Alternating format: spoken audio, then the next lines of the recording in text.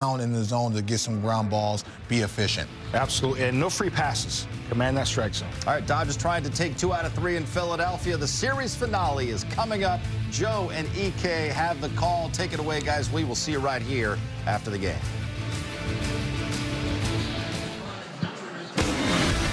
All right, John, they packed their Dodger gear. They packed their long sleeves. Frigid day, relatively speaking, here in Philadelphia. Low 50s as the Dodgers and Phillies wrap up this 3-game series in a rubber match. Joe Davis, Eric Karros, Kirsten Watson joins us in a bit. Phillies took the first game on Friday. Dodgers answered back 3-1 yesterday. Yeah, another comeback win for the Dodgers. Dodgers have had 7 of those this year. Now, 6 of them have been from 2 runs or less, so it's not like they're coming back from 5 or 6, although they did do that against the Braves. One of the reasons they've been able to do that, though, is because the bullpen has been great and the starting pitching has been pretty good as well. All right, speaking of the starting pitching, it was Sasaki yesterday, his best start. Tyler Glasnow goes today. He looked really good in his season debut last week. He certainly did. 8 strikeouts against the Atlanta Braves. Was landing the curveball a little more often than he had in the past. Threw the fastball as well. Look for this matchup. Schwarber, Harper, and Trey Turner, the big 3 for the Phillies. 6 for 31 with 15 strikeouts against Glasnow. Tyler Glasnow for the Dodgers. Christopher Sanchez for the Phillies. A pair of all-stars from last year. Good way for this fun series to wrap up. It's the rubber match between the Dodgers and the Phils, and it comes up next on Sportsnet LA.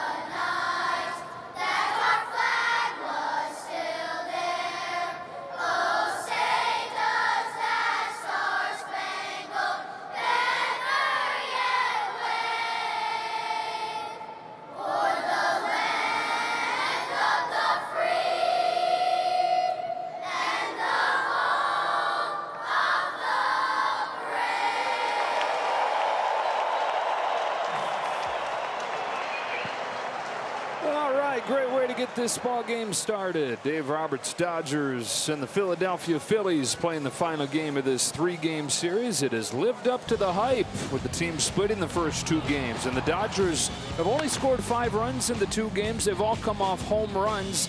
And that's been the way they've gotten the bulk of their runs this year. 2/3 of their runs almost have come via the long ball.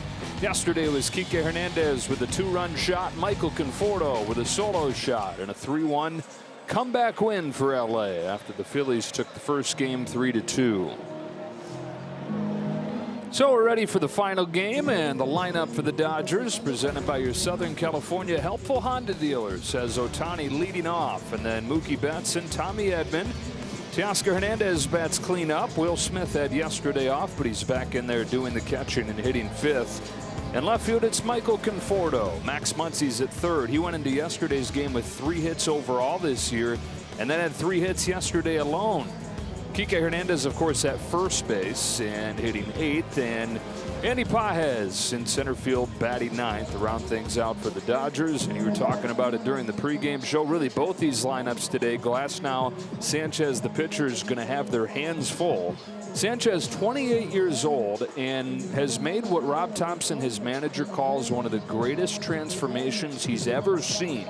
2 years in the big leagues, going back and forth between here and AAA. Had all kinds of power, no idea where it was going. He had a 5.74 ERA in those 2 seasons.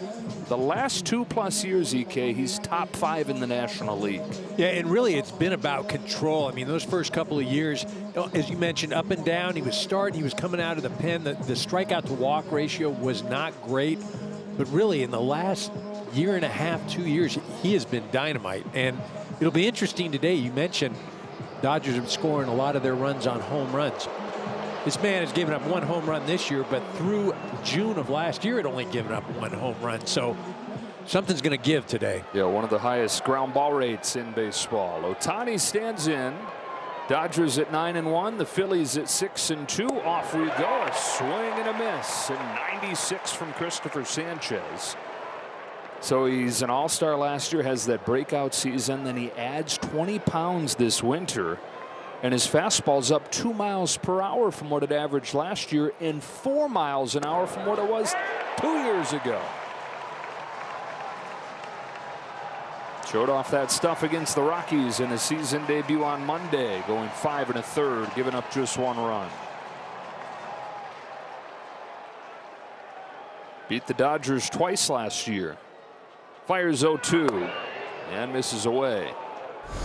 This is the pitch mix against LA last year. Yes, really just a sinker changeup guy would mix in the slider.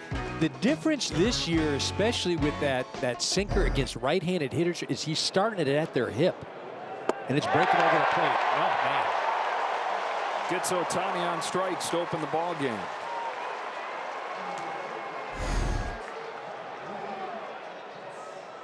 This is lefty on lefty change, and you see that thing isn't running away. That's staying in. It's a great location, though, down out of the zone.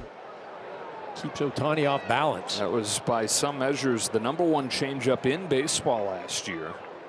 League hit just 177 against it. It's a fastball strike on Betts. 2 hits yesterday for Mookie. 296 overall this year.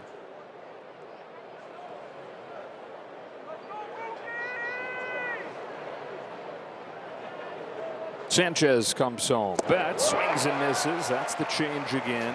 You know about Logan Webb's changeup in San Francisco. Dodgers see that a bunch being in the division. That's the only changeup in baseball that drops more than this one right here. 28-year-old from the Dominican Republic with an 0-2. Almost clipped the corner right there. I mean, it didn't almost. It did. It clipped the corner. He just didn't get the call. But that's going to be what's so tough about facing Sanchez. You've got to protect that changeup running away as a right-handed hitter, but he's going to neutralize you with that fastball in. Here's his 1-2 in the dirt. The count evens.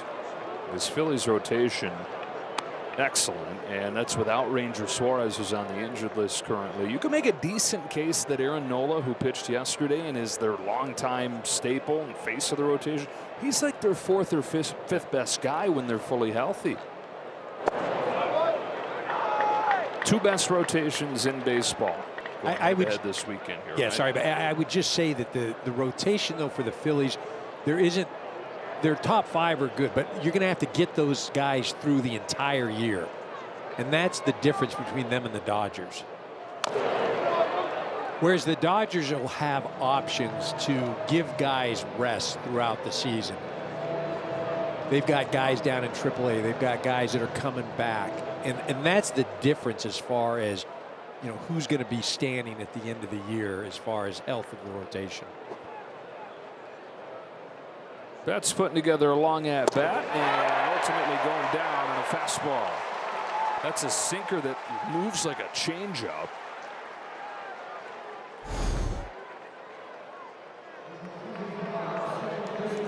I mean, that thing is, as a hitter, I mean, right now, early on, with Sanchez, you might get one pitch to hit. And if you miss that one, good luck. Strikes out Ohtani and Betts, and now Tommy Edman from a stronger side of the plate.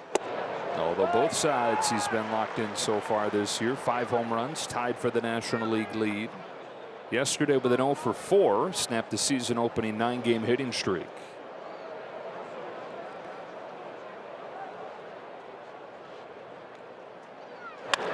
Corks a base hit to left and starts a new hitting streak.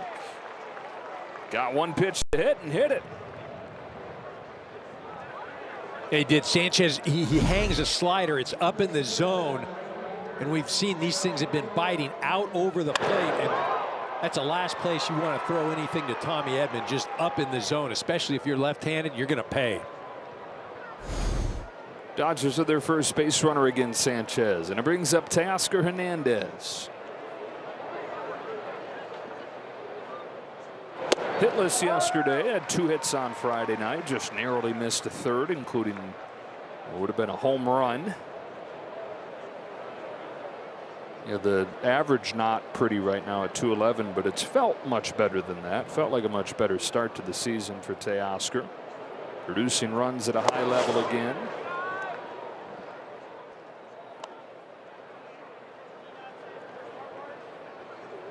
Kind of embodies what this offense has been. He's had the power.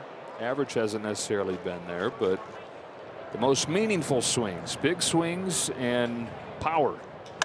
Drives this one the other way. Castellanos retreating, backpedaling. Whoa, goodbye. There's another home run for the Dodgers. Opposite field job from Teoscar Hernandez. Number 3 of the year for him.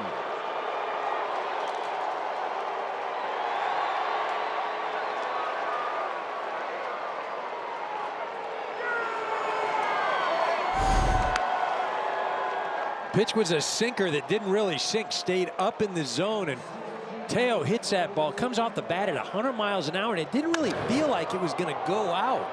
But that thing just kept carrying and carrying and carrying. Teo puts the Dodgers on the board. To kind of even out from Friday night when he leaned down that ball and it didn't go anywhere. Ball on Will Smith. So the Dodgers now all 7 runs in this series coming via the long ball. Will Smith. Yesterday off, 2 walks on Friday. On base percentage .594 for Will Smith.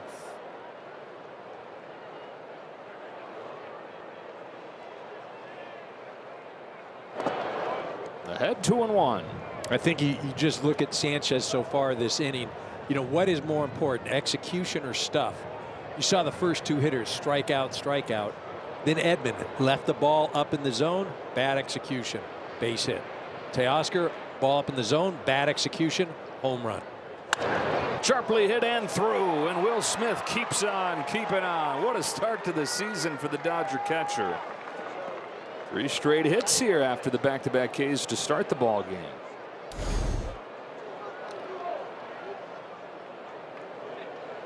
That's just a middle. The location is, again, if a guy could throw a pitch where he wanted to every time, you'd never hit. But that's the thing. I mean, you can have great stuff, but the location is bad or the execution isn't there, not going to matter. Michael Conforto. Chopper to Bryson Stott at second, and that'll do it for the Dodgers in the first. But after Ohtani and Betts go down on strikes, Tommy Edman singles and Teoscar Hernandez floats a home run the other way.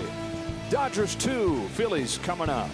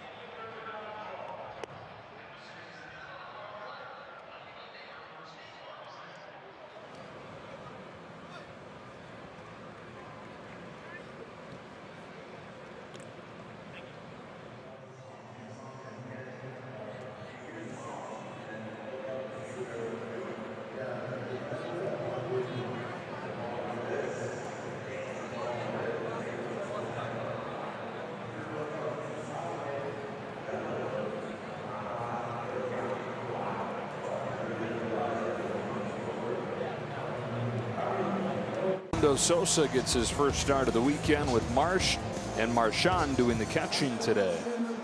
Tyler Glasnow Monday against Atlanta in his season debut struck out 8 over 5 scoreless innings. Kyle Schwarber leads things off. Power against power. Strike 1 with a fastball. Only 2 hits in that game on Monday. Only threw 79 pitches, but the Dodgers had a 5-0 lead at that point. And opportunity for Dave Roberts to get him out of there in a good spot, feeling good about his season debut. This is what he did against Atlanta. You see that use of the 4-seamer, a little more than what he had historically done. Also was able to land the curveball a lot better than what he had done in the past. Gets a lot of swings in it, but it's usually out of the zone, but go against the Braves. Tweaked his grip on that pitch this offseason, trying to get it to go more down. It'd been a little too sweepy for him, and pretty good signs that first outing, just the way it looked. And then you look at the data on it, it was dropping 6 inches more than it averaged the year before. Schwarber couldn't lay off the high heat. Count evens at 2-2 on the Philly DH.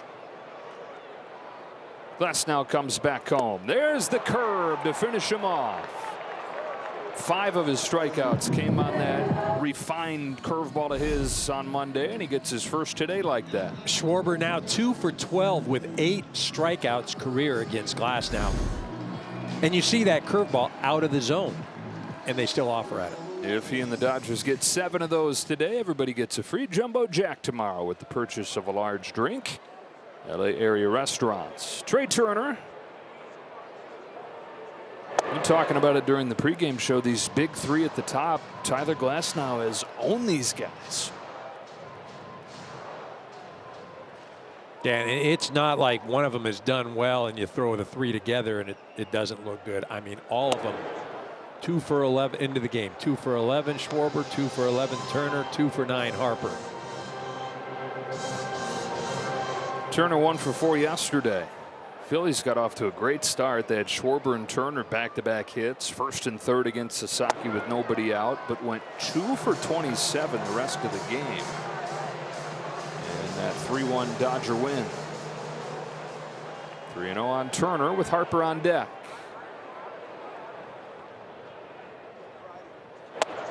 That's a 4-pitch walk. You get the speed of Trey Turner aboard, and Harper coming to the plate. You just mentioned it. Harper really, for me, was the key at bat yesterday. Turner ended up stealing a bag. Second and third, Harper up at the plate, and he was the first guy. He just started swinging at splitters. Yeah. And everybody else had taken him, and he landed one for a strike, and next thing you know, Harper was out. Takes fastball for a strike. Yeah, he had the back-to-back hits on fastballs, and then splitter after splitter after splitter. It was hard to figure out what the Phillies' team-wide plan was. 4 of them in a row, and a very early turning point in that game. Whew. I think you go back to Harper yesterday, the thing that threw everybody off was Sasaki landed a splitter on the first pitch for a strike.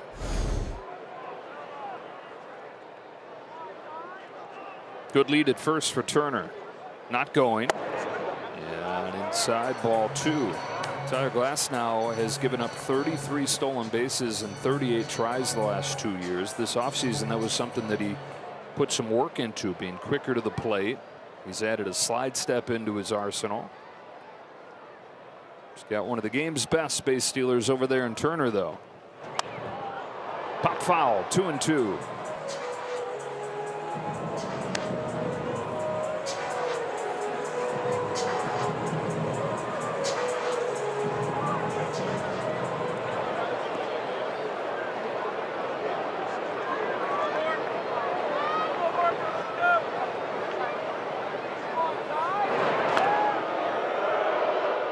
Ago, Trey Turner was 30 for 30.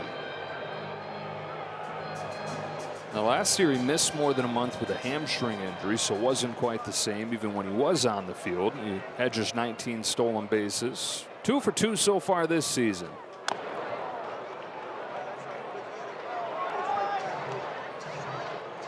Trey Turner, the guy that his college coach at NC State nicknamed Seabiscuit, after the undersized horse who never lost a race. Got that speed from his mom, Donna, who was a champion track sprinter in high school. Love of baseball from his dad, Mark. Grew up a Yankees fan in New York. Passed it on to Trey. Another 2-2 from Tyler Glasnow to Bryce Harper. Bounce to first. Hernandez steps on the bag, chucks it to second, and it's off Betts' glove. There's going to be a tag play there. Throw a little bit offline, and the inning continues for Kepler. Yeah, I think Mookie he lost it. And I don't know if he lost it with Trey in the way or because the throw is on the outer part of the bag, or I should say the inner part of the bag in the infield. Kike makes a relatively decent throw. Man, it's a good throw. I think Mookie's just trying to catch it and apply the tag at the same time. He'll tell you that was all him. Yeah, I said offline. It was as offline as it had to be to avoid the runner. So Kepler gets a chance and yanks the first pitch down the line. And as good as Tyler Glasnow's been against the top 3 guys in the lineup in Schwarber, Turner, and Harper, Kepler's been that good against him. Limited appearances, but 3 for 3 with a home run and a walk in there.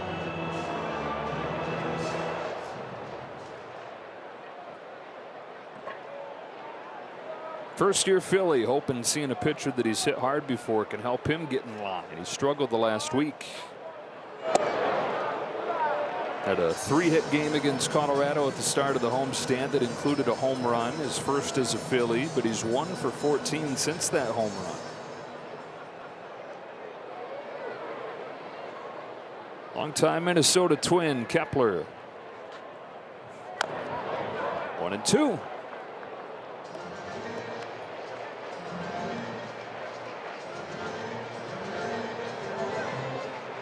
Good opportunity to throw that curveball out of the zone.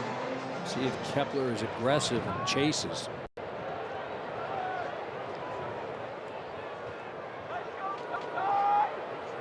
Here it comes. It is the curve. It's at the knees. It's into shallow right field. Edmonds there, and that's the inning.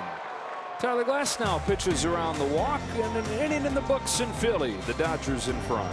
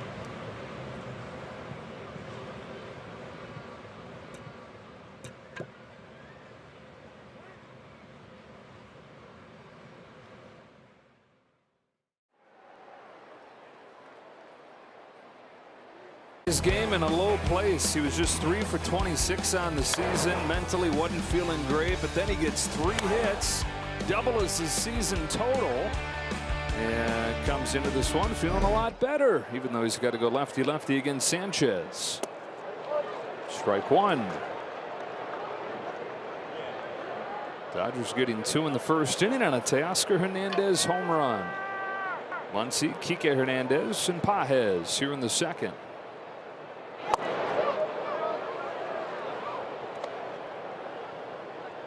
Those are the kinds of pitches right there that when Max is off, they'll chase, and he says that's the #1 thing that'll tell him he's not right. When he doesn't have that discipline that has for so long defined him, has led to the power that most people think about when they think of Muncy. It's that eye that sets it all up. A couple of good takes there, and now a 2-1.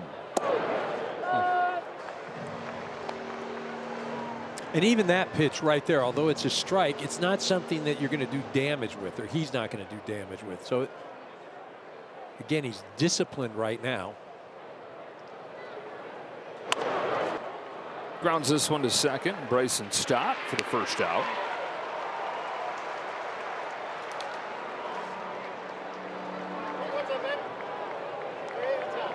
Dodgers 2, Phillies nothing, and up comes Kike Hernandez. He's just 3 for 26 on the year, but all 3 of those hits have been home runs, including the go-ahead shot against Nola yesterday.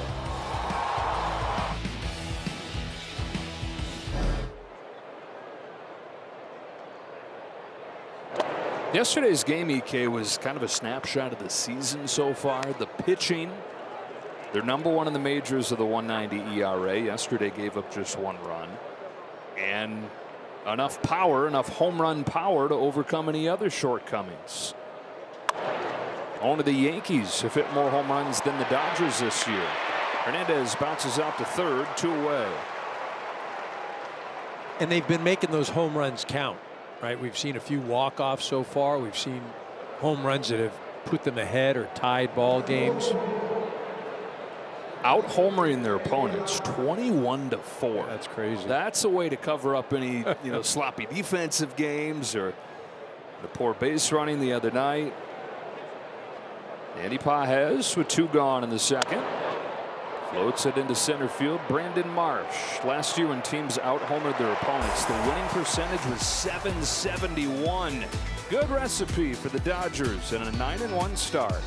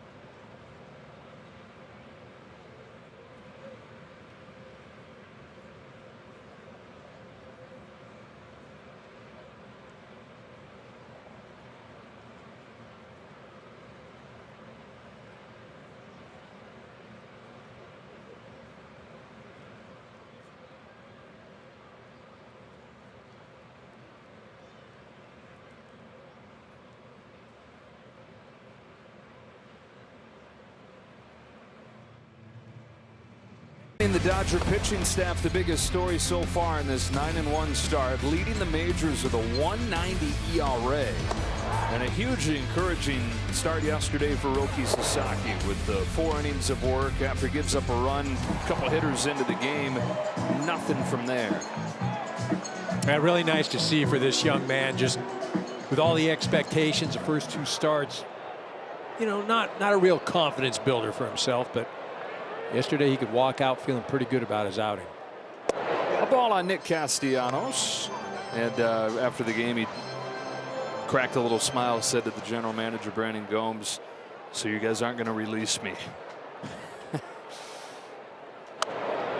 1 ball, 1 strike. Kirsten, you have more. Yeah, even Dave Roberts said as much as you probably won't admit it, he needed that one. Just to have success at this level is a really good thing for a confidence booster. But Roki said he felt that just things mechanically were in a good spot. In his last outing, he of course wanted to throw strikes, but he just felt like he couldn't. And so the big focus for him in his bullpen was focusing on his lower half. And he felt like that just all came together, allowing for the results in yesterday's outing, guys.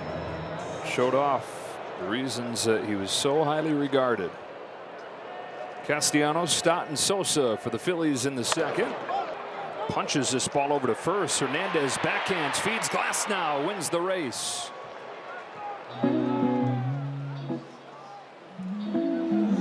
Really a nice play by Kike right there, and the reason for it, you know, he doesn't spend a ton of time over at first base, but watch when he gets the ball, he starts moving towards first base. He doesn't just stand there flat-footed. He's getting his momentum, gaining ground, and then waiting for Glasnow to get there. He's more accurate with his throw. It's a heck of a play. He's already started more games at first base than he did last year or any other year in the major leagues. 1 away in the second for Bryson Stott. Kike is, of course, back in the ballpark where he made his pitching debut a few years back and was the losing pitcher in extra innings in a game here.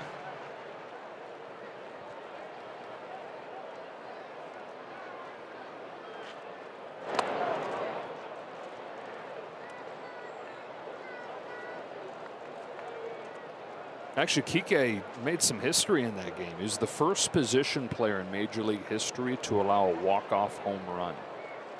And it's like, wow, how would no other position player giving up a walk-off home? Well, if the game's on the line, chances are it's not a position player in there pitching. Right. Or the Dodgers had run out of pitchers that day with the game going into 15 innings. Rarely do you see games go that long anymore. 2-2 on Stott. A hit in both games in this series. For the Phillies second baseman, who's in his 4th year.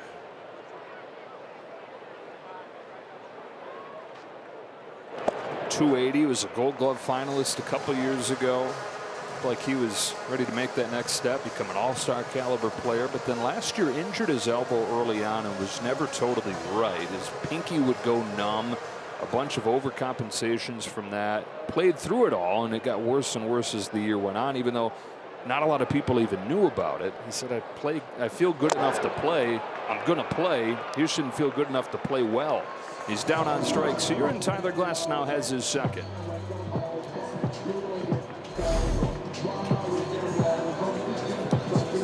Glass using that fastball up in the zone. We talked about it at the beginning of the show. Utilized it a bit more in his last start against Atlanta than he did the previous season. You can incorporate that. You land that curveball, you can be better than he was. Edmundo Sosa with 2 gone, takes a strike. And that sinker is incorporated back in. He hadn't thrown that since 2017 when he was with the Pirates. Ditched it, but everything in his arsenal moves right to left. And he's never really been able to find a changeup that works. Well, that looked pretty good right there. So started sprinkling that 2-seam in again.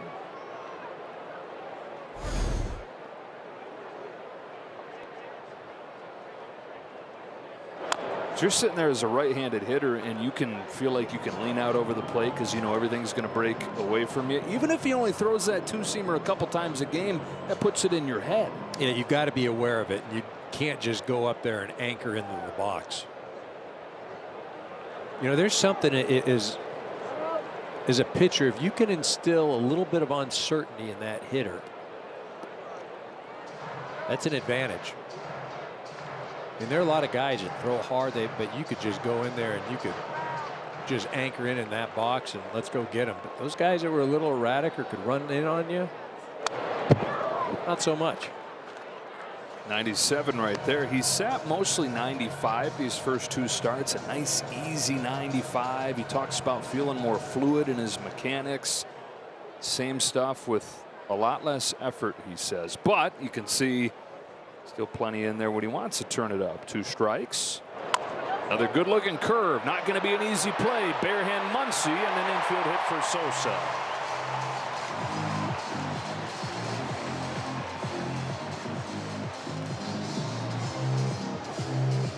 Really a do-or-die effort for Max right there. Ball not hit well at all, but just like pitching, location, location, location.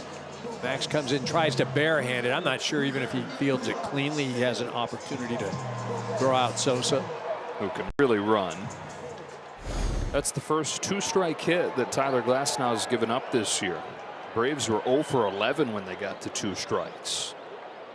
2 outs and Brandon Marsh gets a chance, takes a strike. Glasnow was the best pitcher in baseball last year when he got to 2 strikes. The league hit just 105.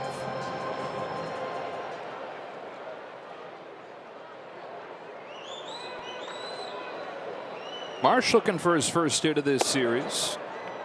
0 for 5, 3 Ks.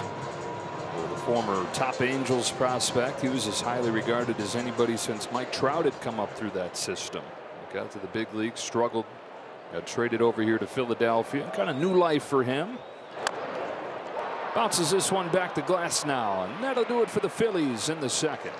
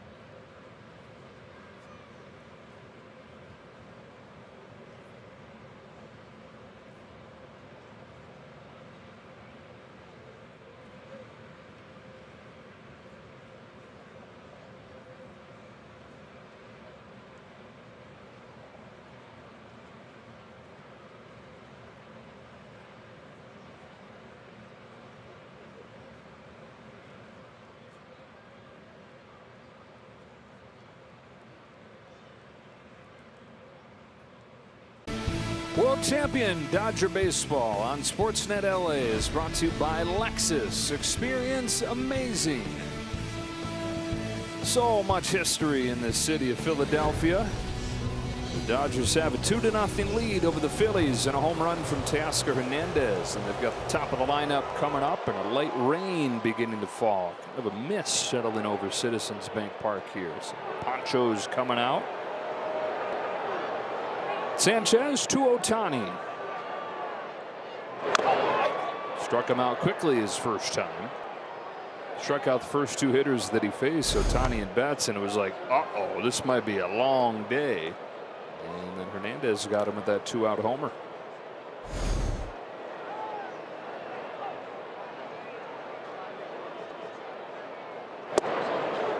Nothing in 2. Much like the first at bat, Sanchez got ahead of Shohei 0-2.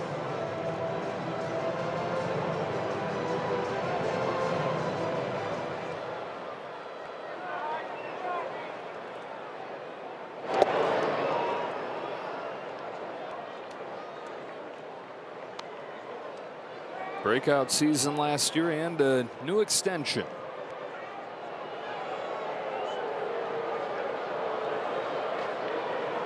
The lefty's 1-2 pitch. Oh, baby. With Marchand being set up inside, didn't get the call there. Yeah, definitely got a lot of plate, but as you mentioned, the target had to move from one side of the plate to the other.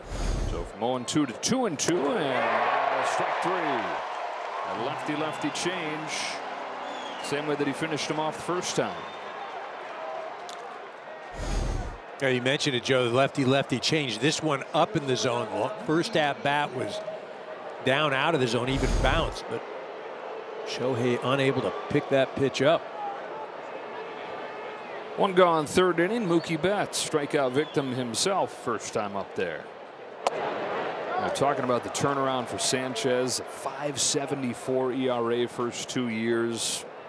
Some potential. It was intriguing, but just hadn't done it yet. And the Phillies sent him home after that second season with one request. They said, go put on some weight, rail thin. But he got sick during the offseason. Instead of putting on weight, he comes back 15 pounds lighter. And so he starts that next year in AAA. He eats everything in sight. By the end of the year, he's put on 25 pounds and established himself in the big leagues. And you see the numbers from that point forward. Betts can't lay off, and Ohtani and Betts combined 0 for 4 with 4 strikeouts against Sanchez.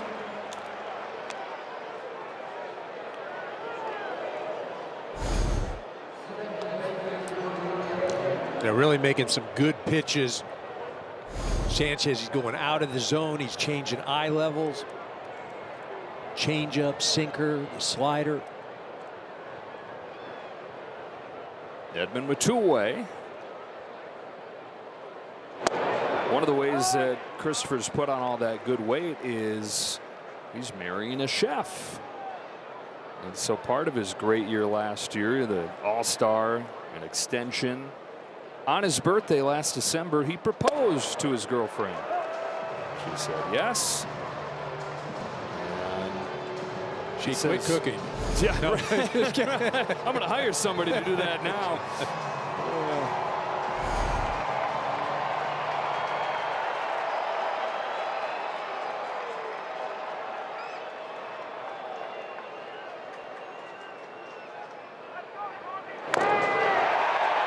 Barely get a piece. Now, the extension was his idea, and it's like, well, duh, of course the guy wants to get paid. It's his idea, but he came to the team with what is a really team-friendly deal, especially if he keeps pitching the way he is. Obvious reason, he wanted security. But he says the other reason is he wanted more money to be able to invest in his diet and invest in his training. And so after putting on those 25 pounds a couple years ago in his breakout, he added 20 more pounds this offseason. I know you got to be thinking, how thin was this guy? Yeah, right. I was just looking at that. 45 pounds up and still rail thin. Edman flies out to center in a 1-2-3 third.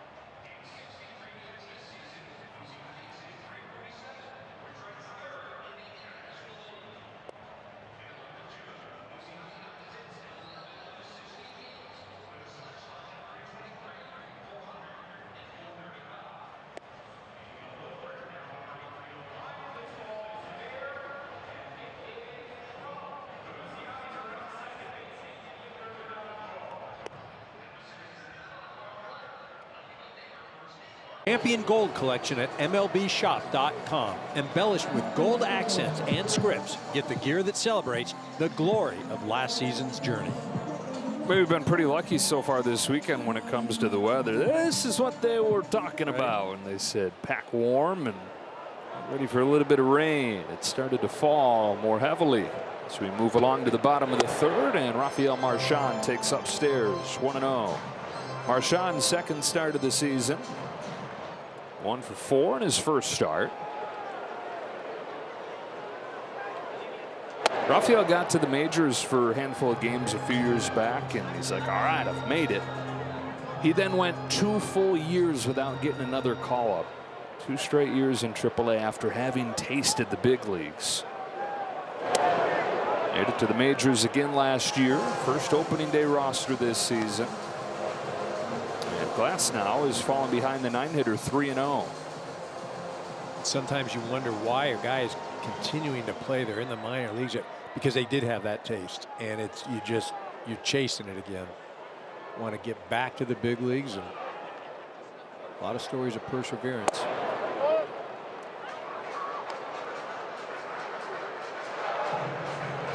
Makes a story like Tanner Banks that much more amazing. We were talking about the Phillies reliever yesterday. 10 years without getting a taste. That is a Cardinal sin right there. Leadoff walk to the 9-hitter. Leadoff man on. Top of the order coming up, and a word from Morongo. Foghat live May 23rd. Get tickets now. Morongo. Second walk issued by Glass now. And now he's got to face Schwarber, who struck out his first time. You know, we were talking about Muncy yesterday and his struggles against Nola. And we were talking about he's just going to be due. And I mean, we're 2 for 12 here with 8 strikeouts. Like, something's got to give, right? Just don't like seeing these 3 come up, even though you've had a lot of success. Still got to be super careful. Homers and heart and soul right here. Kyle Schwarber, magnetic presence that his teammates always talk about. His dad was a police chief, so he grew up at the station, seeing the benefits of treating people right, camaraderie, and seeing leadership on display. His mom was a nurse, and he says from her he learned empathy. So there might be bigger stars. You know, you got Bryce Harper, Trey Turner. You could even argue a bigger star, but nobody's made a bigger impact on this generation of the Phillies, behind the scenes especially, than Kyle Schwarber. It'd be interesting too. Free agent, I believe, at the end of the year. You remember that Cubs team back in '16, and Bryant, the Rizzo, Baez, and this is a guy. Well, his role in that was he blew out his knee. Yeah, whole year. First days of the season, and comes back for the World Series. Right. Was hitting off a machine to get ready, right? I mean, there's a strike 3 and 2, and comes back and has a 500 on base for the World Series. Hadn't played in months. And it's not like he had a big, long, big league resume to lean on. He was still a new guy. Time called. First base umpire over there, Adam Hamari, was shouting. And Mark Pryor is going to come out, along with the trainer Thomas Albert.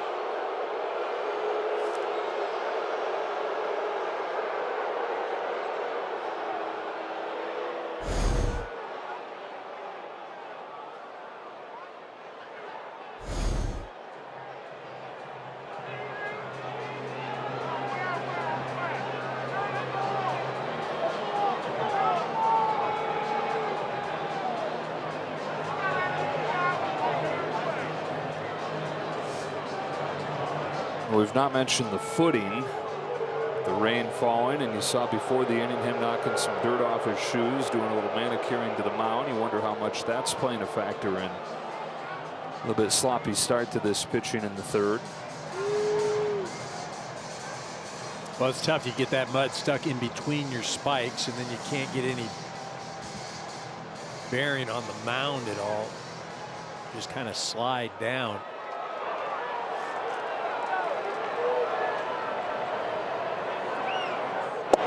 Back-to-back walks to open the third.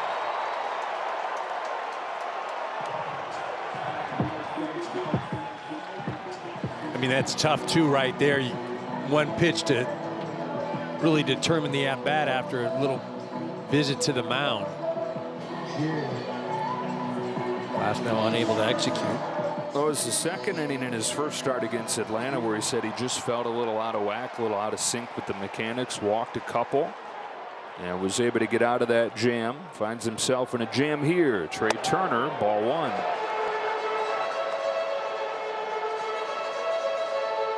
Trey drew the first of what is now 3 walks for the Phillies today.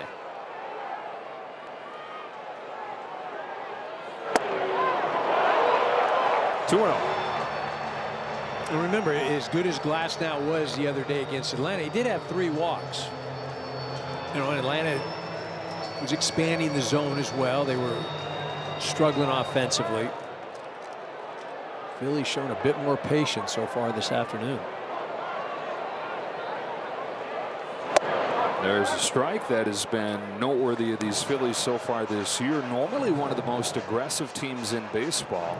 Tiny sample size, talking about 8 games at this point, but they've been one of the most patient in the league. Here's a 2-1 pitch. Turner fouls off a good-looking curve.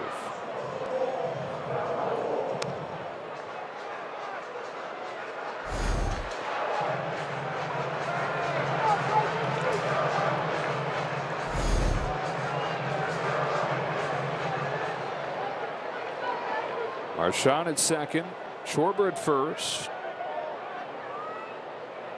2-2 to the plate. Another curve. Good stop by Smith.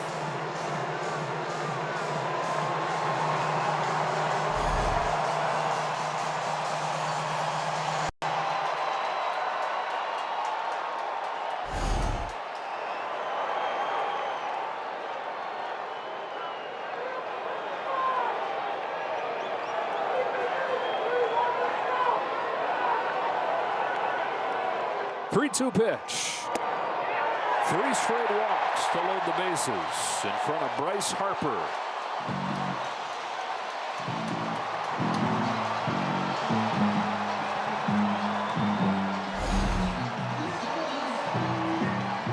Not missing by much, but just a bit. And it clipped it. It clipped it. And again, because he hasn't been on the plate, didn't get that call there. Got himself into a real bind now. How you going after Harper? I'm going to go out of the zone and let him chase. He's been a bit aggressive. I'm going to go with the high fastball. And again, I'm going to try and crowd him. Like I said, I think Bryce wants to, as we've seen over the past, and you've made some historic calls, he likes the moment. And I'm going to use his aggressiveness against him right now. And like I said, I'm going to try and go out of the zone. Only 5 strikes out of the 17 pitches he's thrown in this 3rd inning. So, hey, if the idea is to get him to chase, just keep doing what you've been doing this inning, Ty. Well, I'm going up. I got to go up with the hard stuff.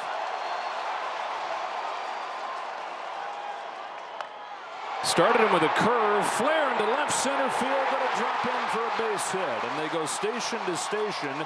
It's a 2-1 ball game as Harper chip shots an RBI hit into the left.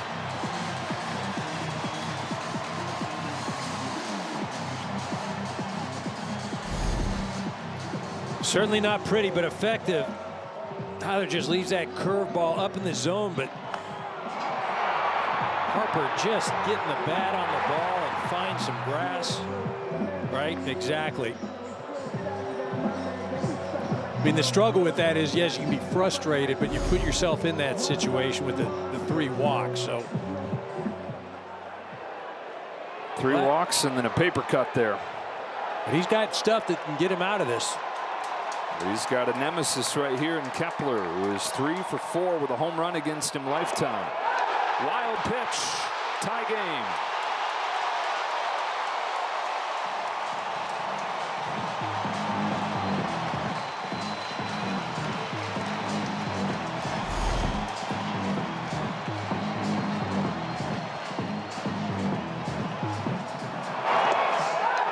tries to scoot over in front of him, but that didn't really have much of a chance.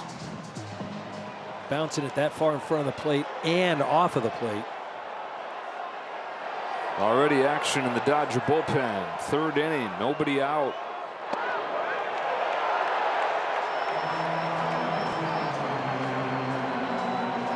It's Alex Vesia. We've seen him, Glasnow that is, looking down at the footing, and then on that last throw looking at his grip as it left his hand.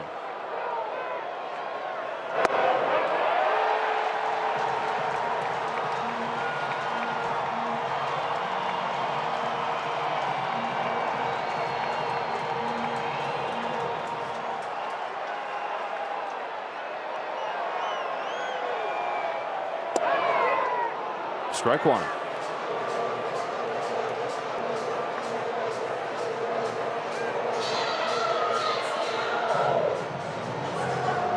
Turner's at third and Harper's at second.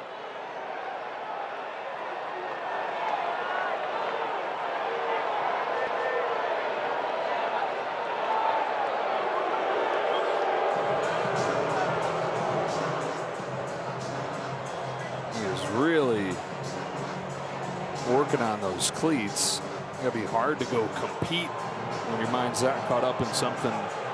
Yeah, well, he's got no footing. I mean, he's slipping every time. He can't get any traction because that mud gets in between the spikes. This is the first time in 8 years Tyler Glasnow has walked 4 batters in 1 inning.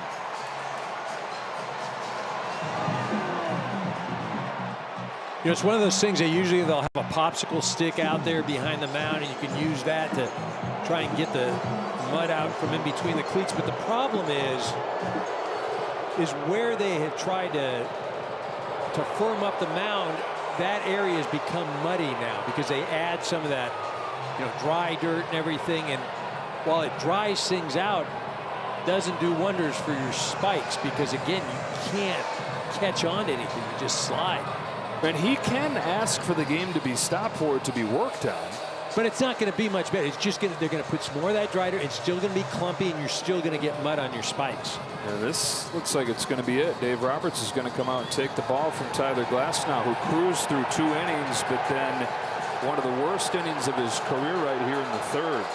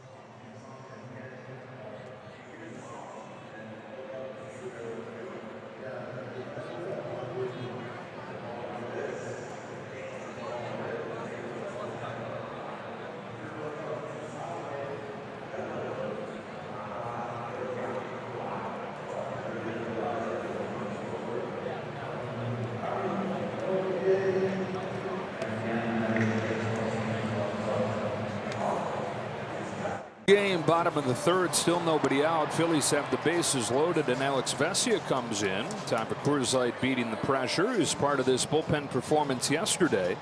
Overall this season, a sub-2 ERA for the pen. Yesterday, 4 different pitchers combined to pitch 5 scoreless innings in relief of Roki Sasaki.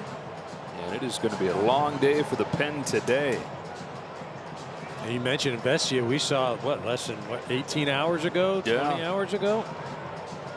There's Glass. I mean, again, the conditions not good out on the mound. And You could tell that inning it kind of got to him a little bit.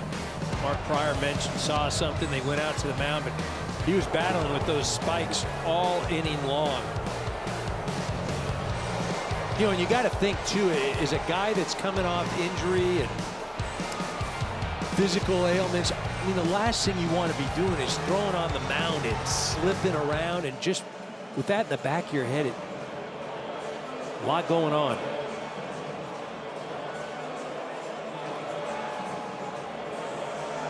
And now Alex Vesia gets to deal with it.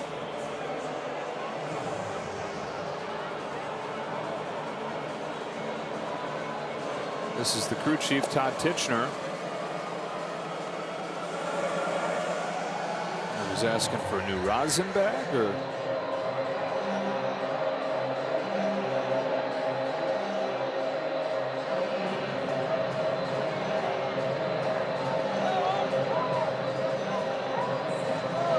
looks like Vesia is ready to go.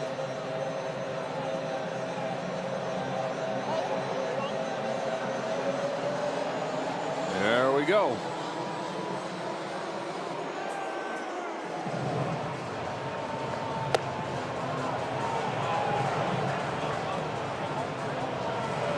Alex Vesia 3 Ks yesterday in a tight game late.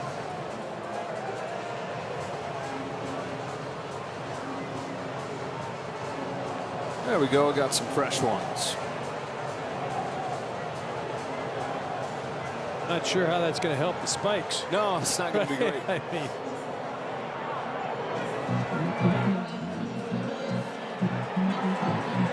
boy, just the way things feel right now, it feels like Dodgers are getting blown out, but it's tied at 2. Yeah, Nick Castellanos at the plate. Alex Vesia, key spot early in this game. A hit and 4 walks in this inning for the Phils. And Castellanos, ground out so far today. Drives the first pitch that he sees into the seats for a grand slam.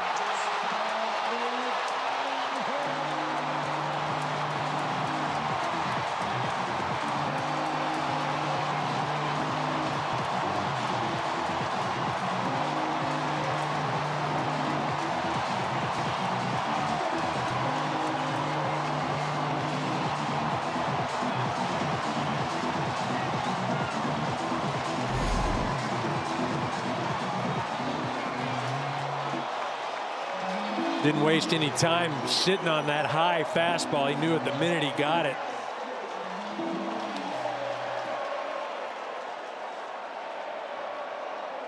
Second of the year for Castellanos in a 6-run inning for the Phillies before there's been an out recorded.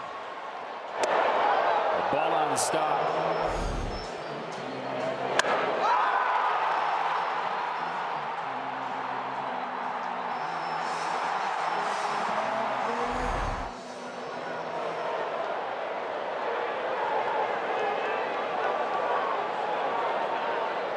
This Phillies offense had been relatively sleepy last few days. 7 runs the last 3 games combined, and then this 6-run explosion right here. Well, it is an explosion, but it was self-inflicted, right? You know, 4 walks and that real cheap base hit by Bryce. You know, only 1 hard hit ball. But you're right, 6 runs is 6 runs.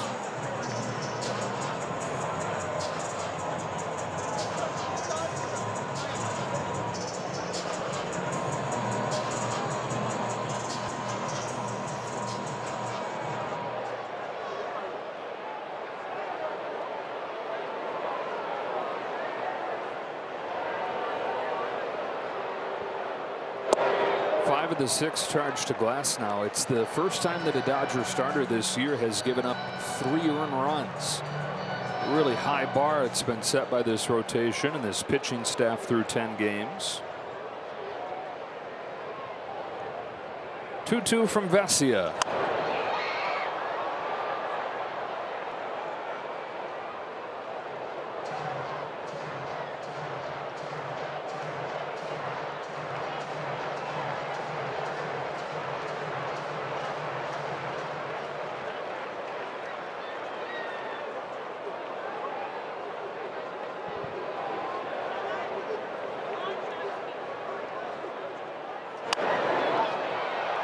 Down the line.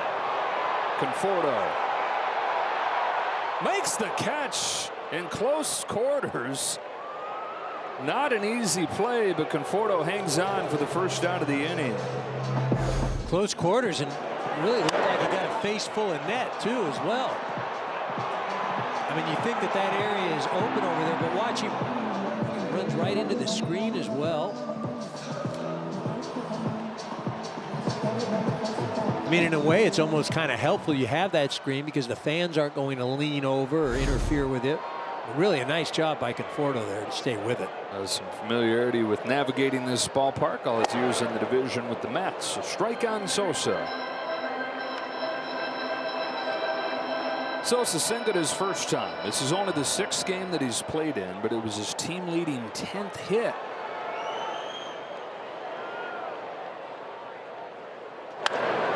Scorches another one into left field. His 5th multi-hit game out of his first 6.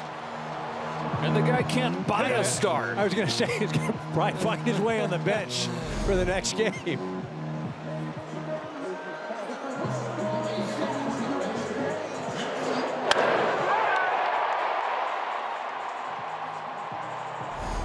A 29-year-old from Panama who his teammates love.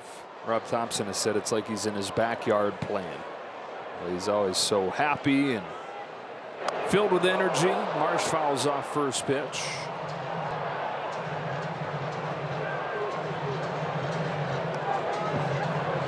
Ninth man to bat in this inning.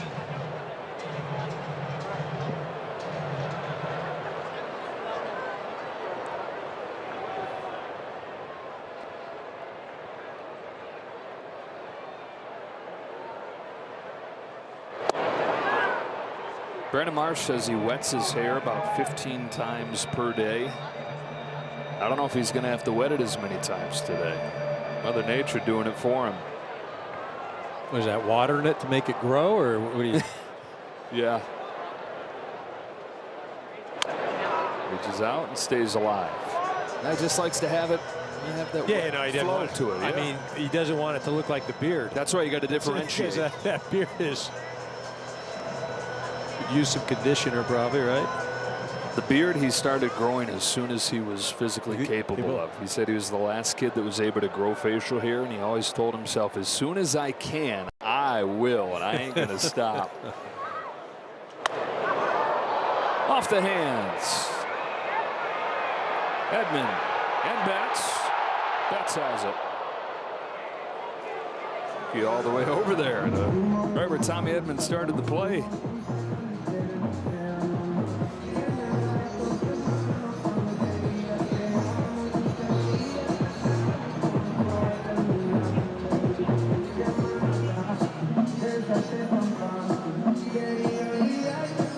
Well, it was an ominous start to this inning when this guy right here, the 9-hitter Marchand, the late-hitting catcher, walked.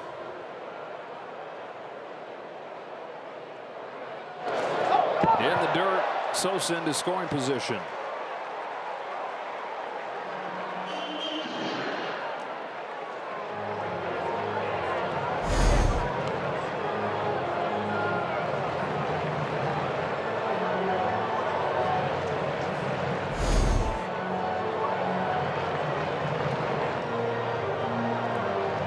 Four walks, 2 wild pitches in this inning.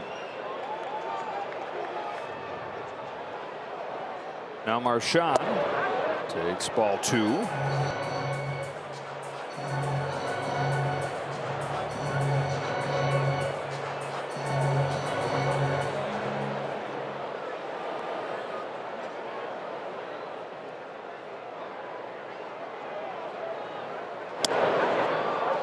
Got the corner.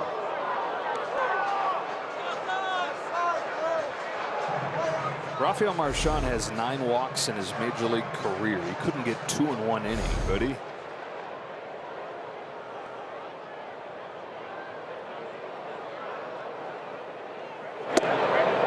Oh, man.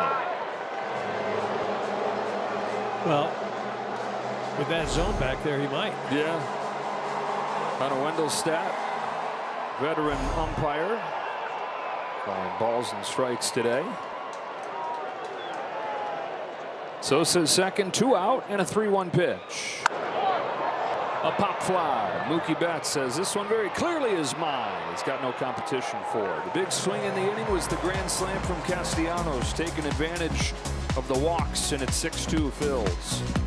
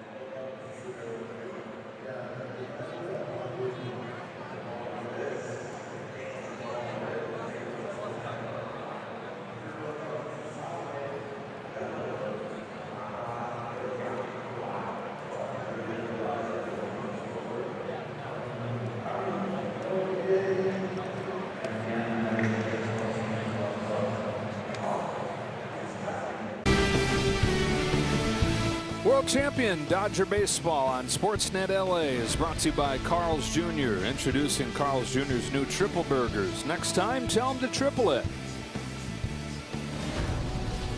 Well, Christopher Sanchez just throwing his first warm-up toss. They came out and started to work on that mound, got out the diamond dry. After a long bottom of the third where both Glasnow and Vesia dealt with problems with the footing.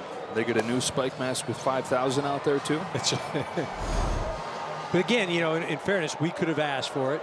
You know, we could have had the mound tended to, but again, it's still not going to solve the issue of getting the dirt and the clumps in between your spikes.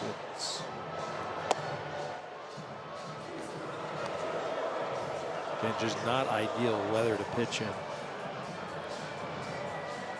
Uphill climb against Sanchez and the Phillies. They'll have Hernandez, Smith, and Conforto coming up here in the 4th inning. And the 2 runs the Dodgers have came from this guy with a first inning opposite field homer.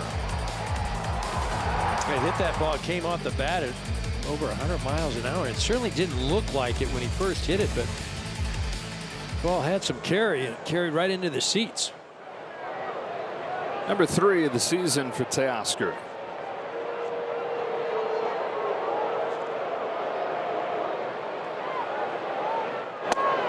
Dodgers trying to come back and get to 10-1 on the season. Best starts in franchise history.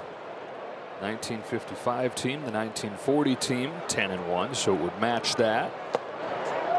The 1919 Brooklyn Robins were 9-1-1. What was the tie? It was actually here in Philadelphia, April 30th of that 1919 season at the Baker Bowl. There were 1,500 people there to watch. 9-9, called because of darkness after 20 innings. It was 6-6 after 9. Stayed that way until the 19th inning. Both teams scored 3 runs. Let me guess, the starting pitchers were both still in.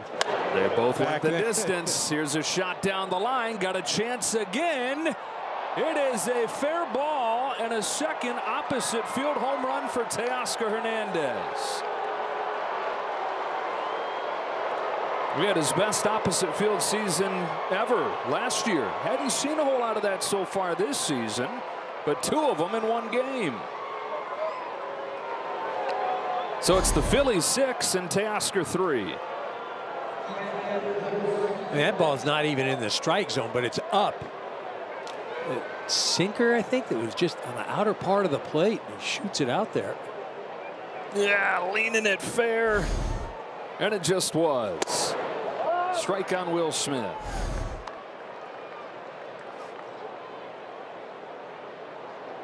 And again, how do the Dodgers score their runs? Put it in the seats. How do they win their games? From behind. 7 of the 9 wins. Comeback variety. It includes a comeback from down 5.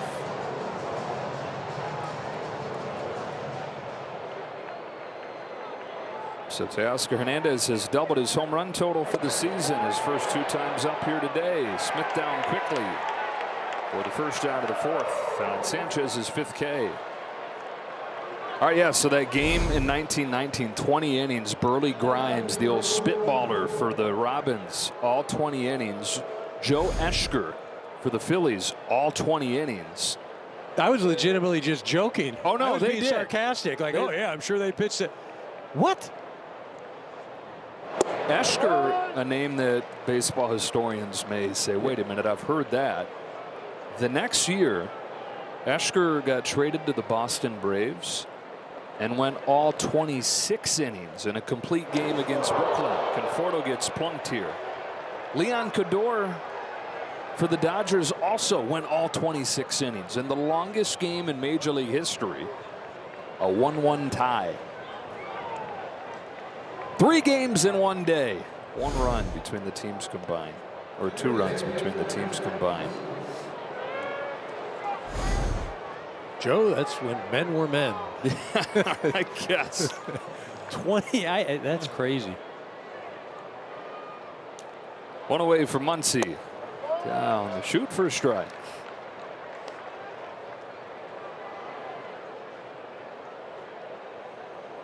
Jack Dreyer's getting ready. Looks like Alex Vesia will throw 25 fewer innings than Joe Eschker today.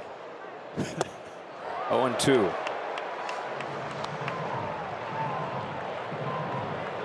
Muncy bounced out to second his first time up.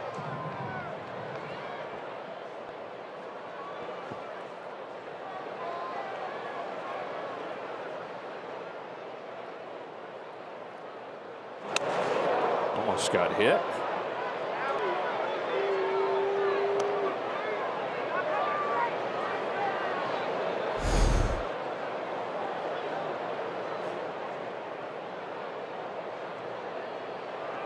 Set him up for that slider now.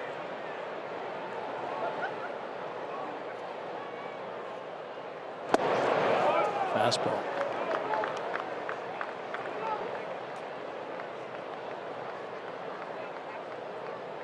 We mentioned he had one of the lowest home run rates in baseball last year. So far this year, it's been the only way to score against him. 4 runs on 3 home runs. 2-2 to Muncy. Swing and a miss. There's that slider.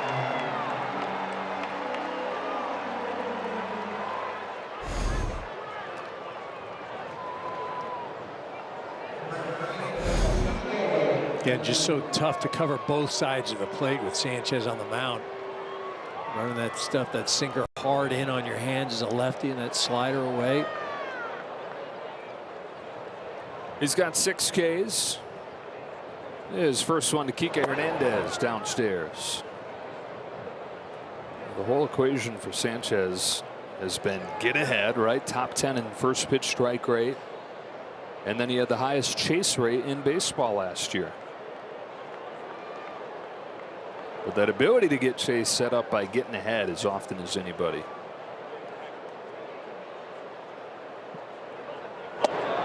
Not this time, though. 2-0.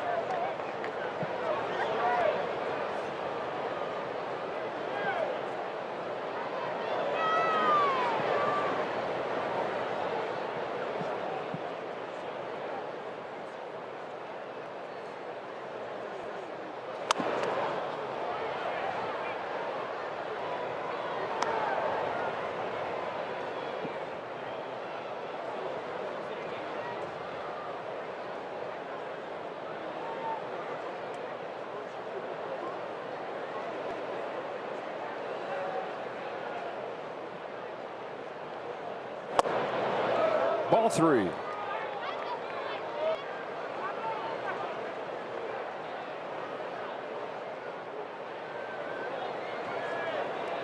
Pages, the 9-hitter, waits on deck in a 6-3 game here in the 4th. Long way to go still. Swing and a miss, 3-2. Hernandez, by the way, yet to take a walk this year. By far the most aggressive he's been in his big league career. Granted, just a couple weeks worth of games, but all the swing rates way up.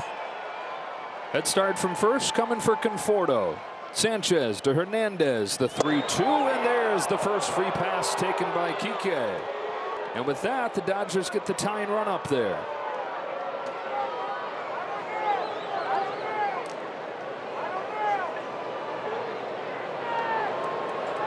Pages aggressive in his last at-bat, swung at the first pitch.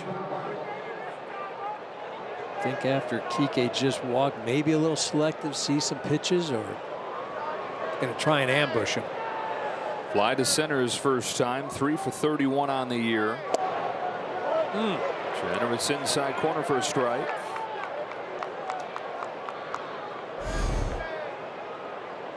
Guy just walked him. That ball is 2 or 3 balls off of the inside part of the plate.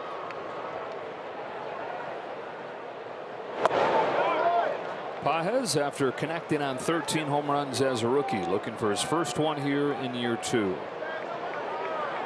Facing a guy with a deadly changeup. Pages had the highest batting average against changeups of any hitter in baseball last year. Carves this one to right center field. Marsh will track it down, and that'll do it for the Dodgers in the 4th. Once again, though, Teoscar Hernandez connects on a home run. The Dodgers get a run closer, 6-3, middle 4.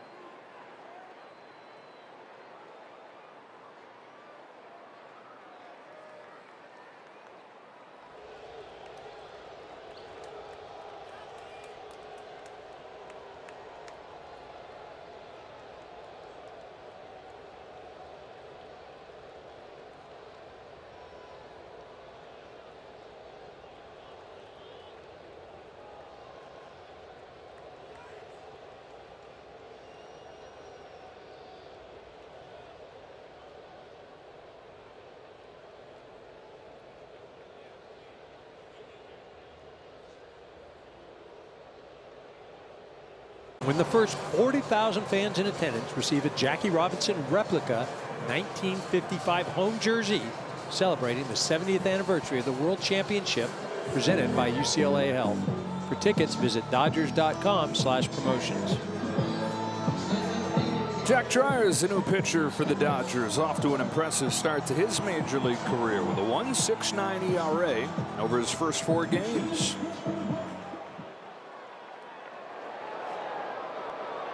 Top of the order for the Phillies, Schwarber, Turner, and Harper. Chases the first pitch. Schwarber's 0 for 1 today. Struck out in the first inning, walked in that long third where the Phillies got all 6 of their runs. Quickly 0-2. Yeah, that was it. The ironic thing is, Glass ended up, he walked the number 9 hitter, and then guys that he had had such success against, Schwarber and Turner, they were able to coax walks, and then Bryce Harper hits that little dunker. Climbs the ladder here. A pop up. See if Will Smith has room. He does, and Schwarber's retired.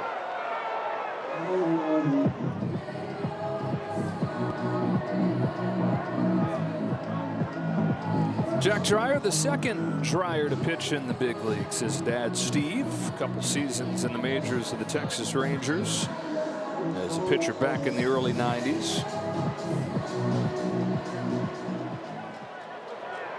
And Jack making his big league debut at the age of 26 this year.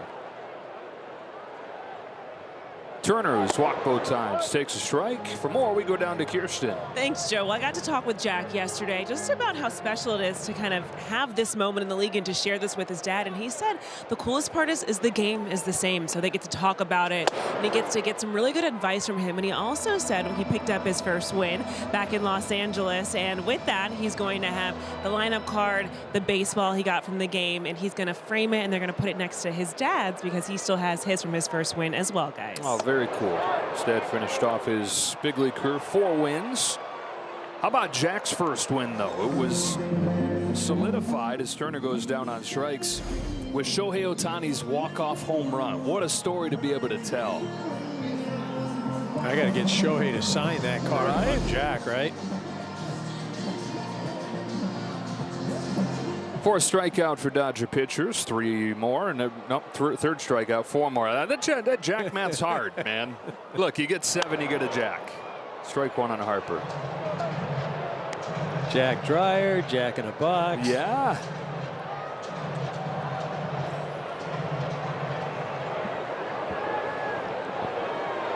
You mentioned Harper's bloop base hit.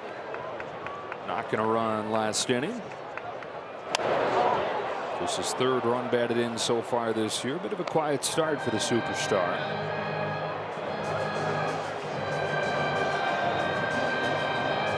Eight-time All-Star, 2-time MVP, 14th year in the major leagues, and halfway through it was a record contract when he signed it.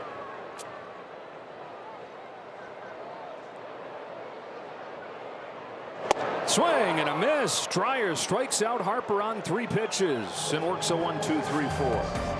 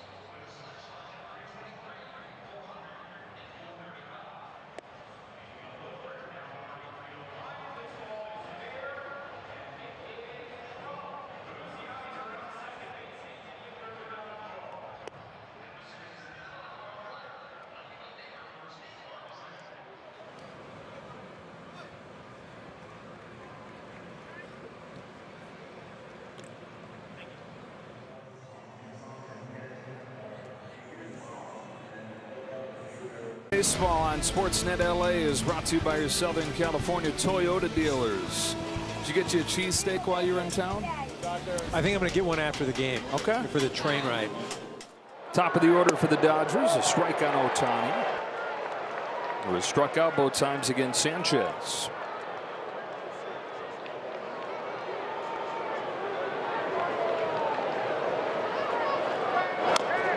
Six total Ks for Sanchez, and through 2 starts, his strikeout rate double what it was in his breakout season last year.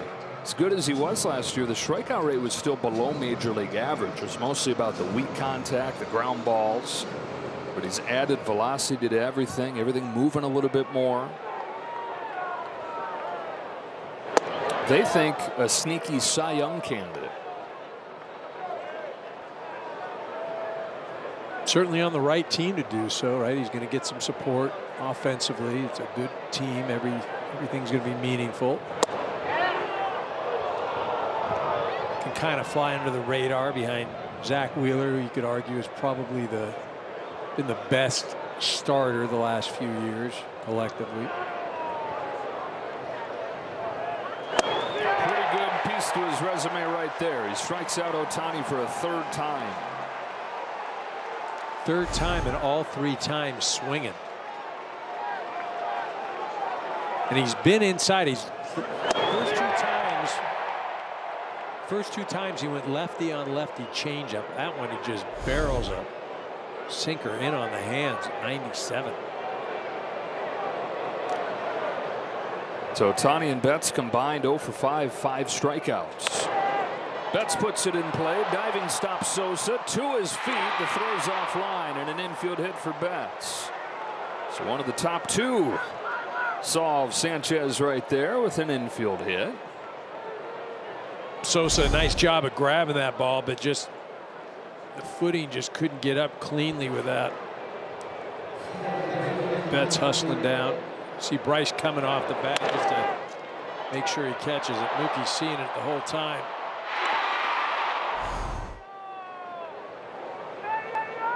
So now it's Tommy Edman. Edman's 1 for 2 and takes a strike.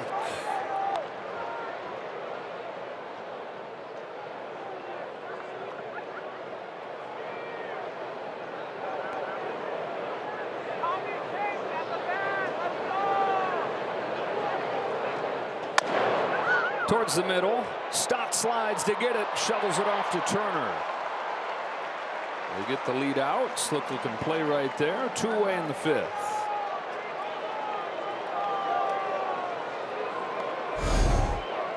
Almost thought Stott was going to throw it between his legs there.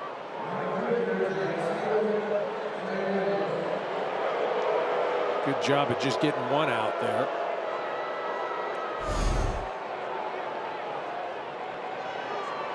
Two outs, and the Dodger offense today has been this guy right here, Teoscar Hernandez. 2 for 2 with a pair of home runs, both of them the other way. If I were Sanchez, I'd be crowding Teo bigger than you know what. Everything just hard in. I mean, Teo has shown he could go right field 2 times this afternoon. Stays away with the changeup right there, 0-2.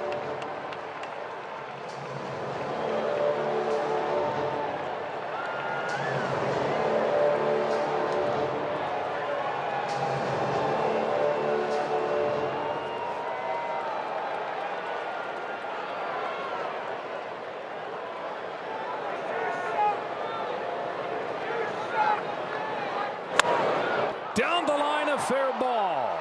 Third extra base hit of the day for Teoscar Hernandez, and Tommy Edman's going to have a chance to score. He will. A 2-out double from Teoscar, who's knocked in all 4.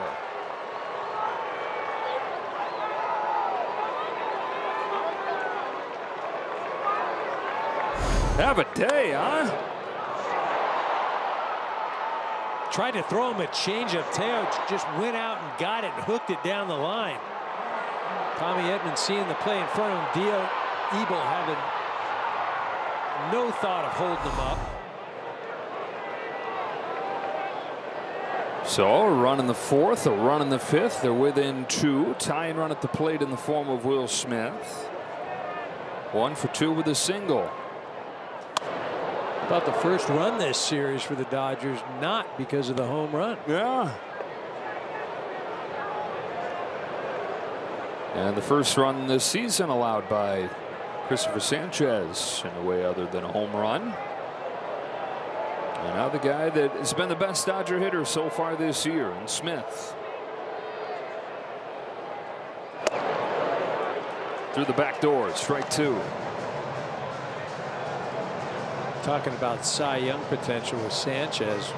Your team scores 6 runs. You're in the 5th inning and you've given up 4.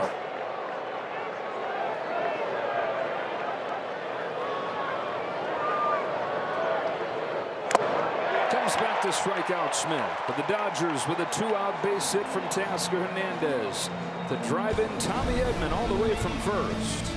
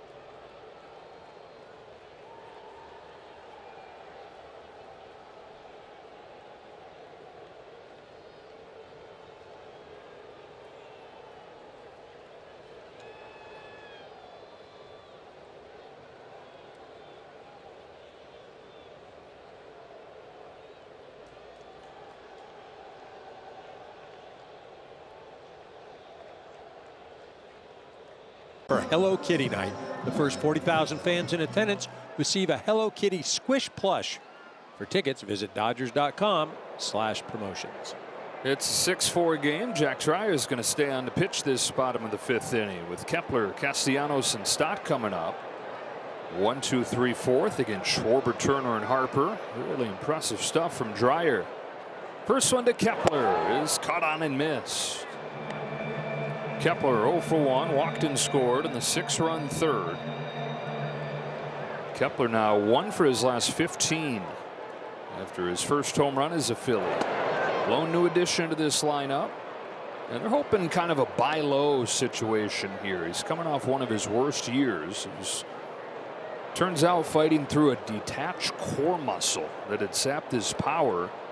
Had surgery as soon as the season finished, and the Phillies are banking on that being the biggest reason why he struggled last year. Kind of an excuse me swing and an out at 3rd for Max Muncy. Biggest swing of the day came from this man, Nick Castellanos. First pitch that he saw, first pitch that Alex Vesia threw, a grand slam to clean things up after the bases had been loaded.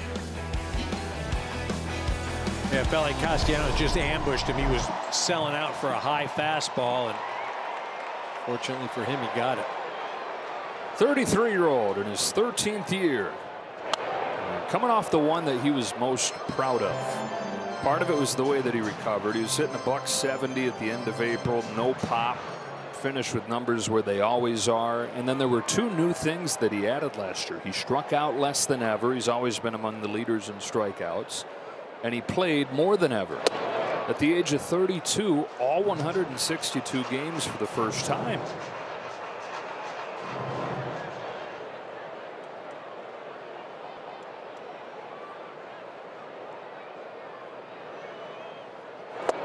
On opening day, Rob Thompson said to him last year, hey, how about 162 this year, without really putting much thought into it, just a passing comment. But Nick took it to heart, and he's an obsessive guy.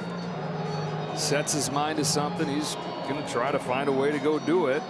And he thought back to his early days when he was with the Tigers and the examples that those guys set, like Miguel Cabrera and Ian Kinsler and Torrey Hunter, who were in there almost every day. And he said, why can't I do that?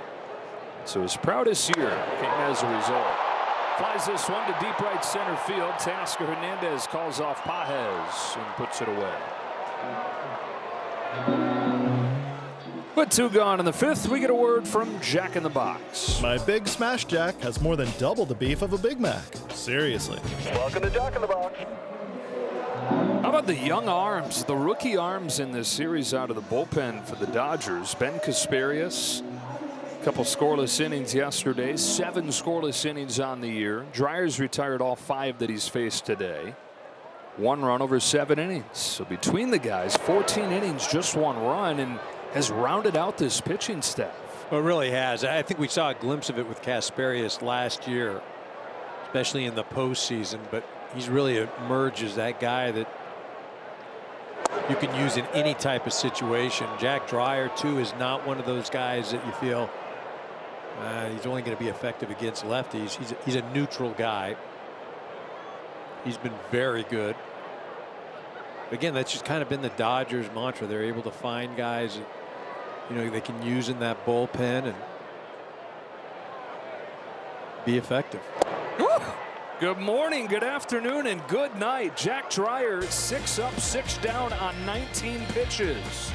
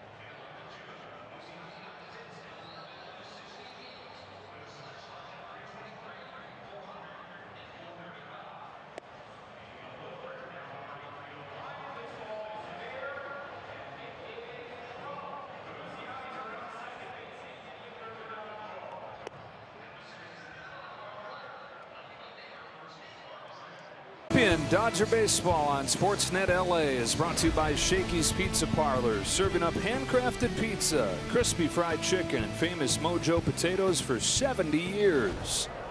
Michael Conforto leads off the 6th and sprays the first pitch foul. Christopher Sanchez, 8 strikeouts in this game. The Dodgers getting 4 runs against him, all driven in by Teoscar Hernandez. Conforto, Muncy, and Kike Hernandez in this inning. The bullpen's getting loose for the Phillies. A couple left-handed hitters to open this inning for Sanchez. Figure that may be it.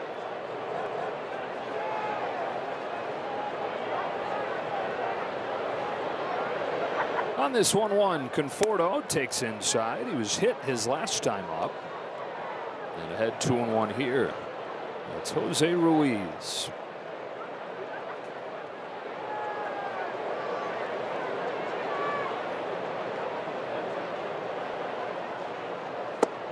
Well, the Dodgers at 9-1 have actually been outscored in the first 4 innings of games this year. It just goes to show you how good they've been after that, to be 9-1, even though for half the game they get outscored. Outscoring opponents 34-11 from the 5th inning on. Trailed this game 6-2. They've cut it to 6-4. Conforto takes strike 3 for the first out of the 6th.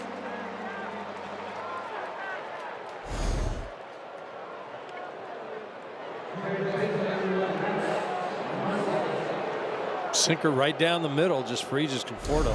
Obviously not looking for it. Sanchez with his 9th of the day. And here's Muncy.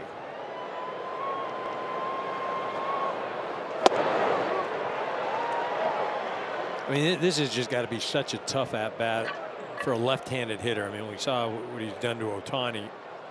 But again, that sinker can run in on your hands. You've got to protect from that slider. He's also not afraid to throw the changeup.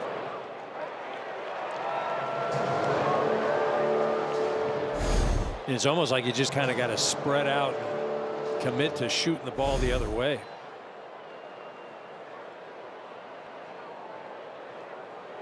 On an 0-2, Muncy skies it to center field up into those raindrops for Brandon Marsh. 2 up and 2 down in the 6th. And here comes Rob Thompson to make the change. 9 Ks for Christopher Sanchez today. 1 shy of his career high. And Rob Thompson will make a call to the bullpen with Kike Hernandez coming up. Jose Ruiz coming in.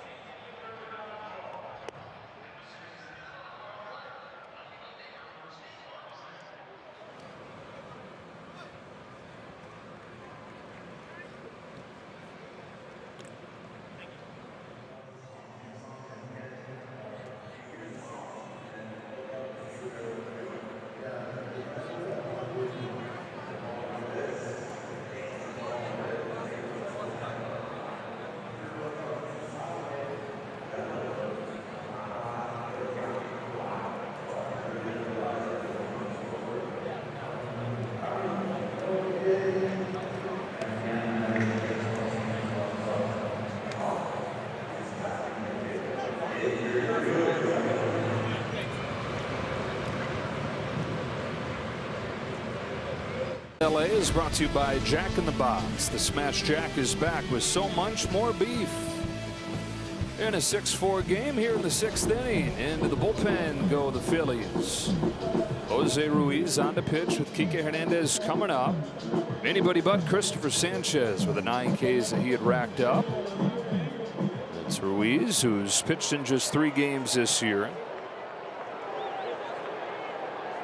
A little bit of everything, too. Curve, 4-seamer, change, sinker. Upstairs with his first one to Hernandez.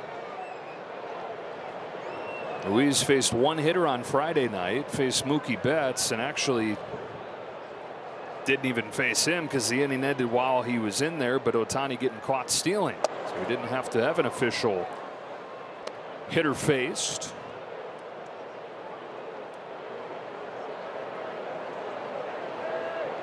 Kike's got his first walk of the year today, his last time up.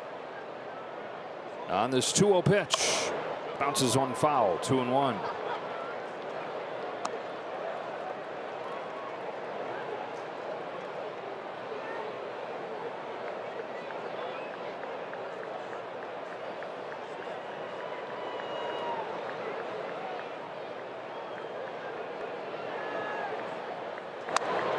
Two and two. Crazy thing this afternoon is the Dodgers are actually out hitting the Phillies 6-4. It goes back to that conversation earlier about home run can mask a lot of things. You got the grand slam. You had a home run with 3 guys on base. The difference in this game. Well, the killer had been the walks, right? The Phillies have taken advantage of the walks. 4 of their 5 scored runs.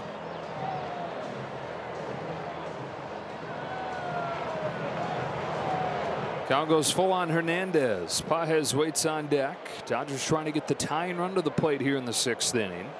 Ruiz fires. Kike pops it into shallow center field.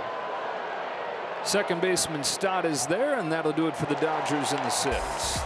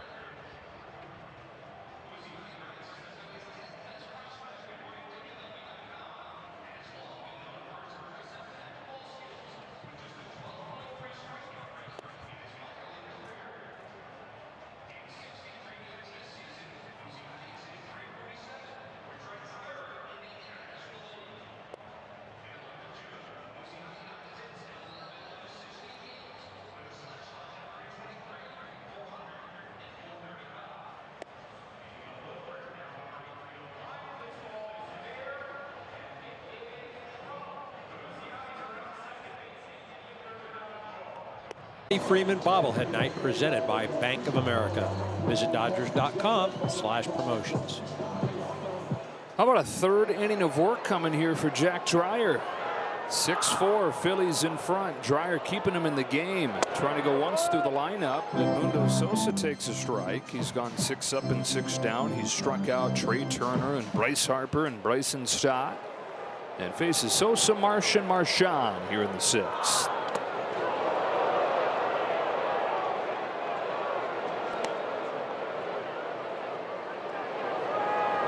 Kirby Yates getting ready. Only 19 pitches to get those first 6 outs for Dreyer. So still some left in the tank for the 26-year-old rookie, whose college career at Iowa ended when he had Tommy John surgery, and that was part of the reason why he went undrafted. Nobody drafted him 4 years ago. Undrafted. And now in the big leagues, contributing to the top team in baseball. Sosa asks for time. Jack says that that's part of his identity, the fact that he's undrafted. And he takes pride in that, knowing that he came down that route to get here. And he also said that he feels like he's pretty good proof that the Dodgers, they don't say, okay, you're a 1st-round pick, so you're getting promoted and you're the guy. He said, no, it's a meritocracy. You show you can do it, you're going to get a chance to. Doesn't matter where you came from or where you were drafted, how much money they've invested in you.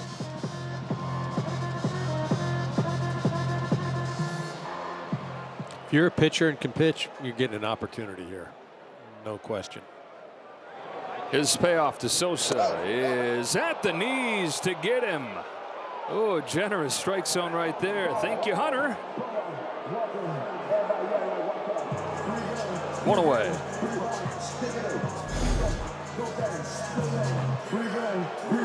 Did it look like he didn't know that was strike 3, Hunter Wendelstedt? That wasn't a real big punch. Well, it wasn't. It was not. It was actually ball 2 right here, ball 4. But he gave just the casual pump of the fist like you would on strike 1 or 2. Yeah. Marsh swings away at the first pitch and sends it foul.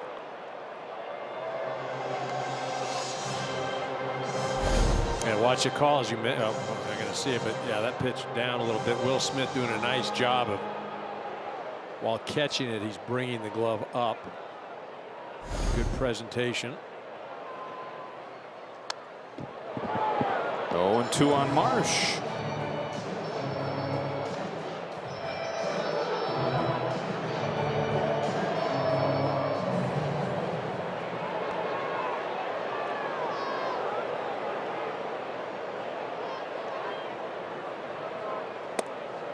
There's a ball.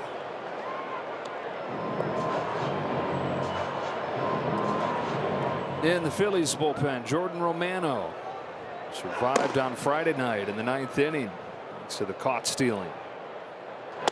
Popped out of his hand right there. 2-2. Dodgers have 9-1-2 coming up in the 7th. Still plenty of time in this game, trying to pull off yet another comeback win. They get to 10-1 on the year. A 2-2 from Dreyer takes off on it.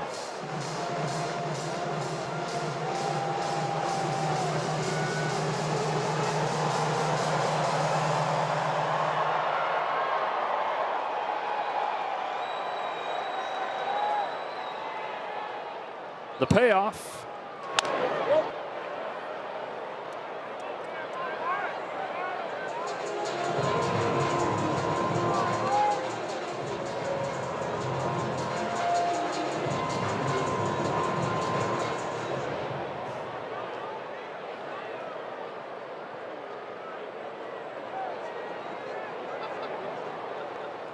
Another 3-2.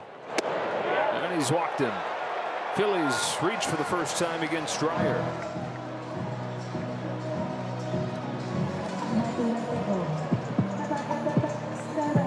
A lot being asked of Jack just to give him some innings. We saw Blake Snell going on the IL. Probably means something happens Wednesday. I mean, are you going to really throw Yamamoto, you know, on the 4 or 5 days rest? You're probably not. I think it's a bullpen game maybe, or you bring somebody up.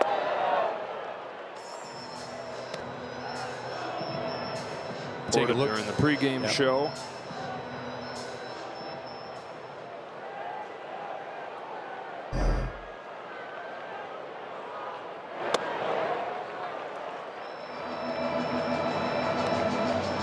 Two and on Marchand. Dodger pitchers have fallen behind him all 3 times he's been up there today. Walk to begin the 6-run third. On this 2-0. Dryer's lost it a little bit.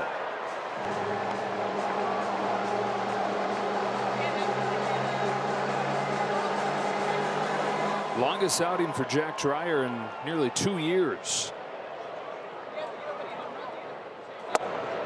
4-pitch walk. Back-to-back walks. And now to the top of the order. Dave Roberts going to go to Kirby Yates, even with a couple lefties up here at the top of the Phillies lineup. As good as Yates is with that splitter, neutralizes lefties just as well.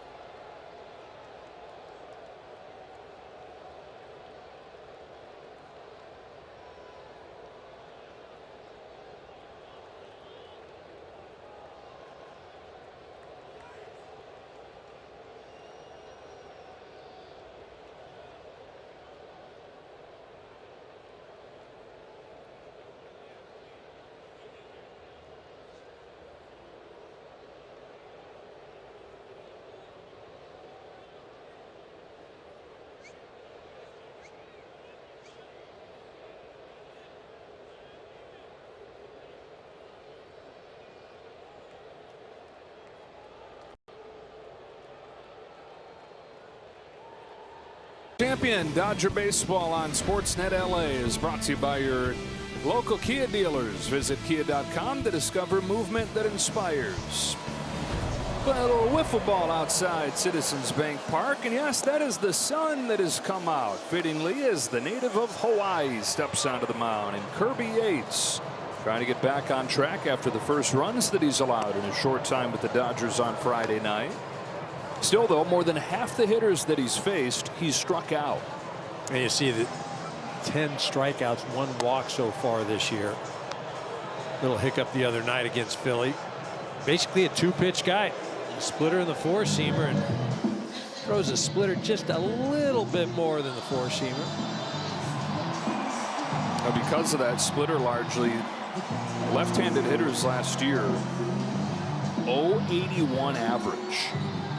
Right-handed splitter versus left-handed hitter is no bueno for the left-handed hitter. Which he faces right here in Schwarber. First and second, 1 away, trying to keep this a 2-run game. First one misses to Schwarber, who's 0 for 2 with a walk and a run scored today.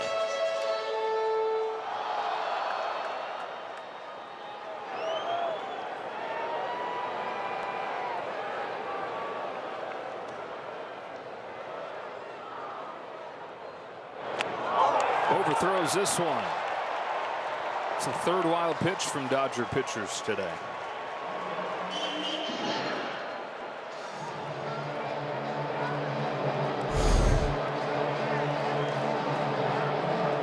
You mentioned the 3rd wild pitch, and gets 7 walks now.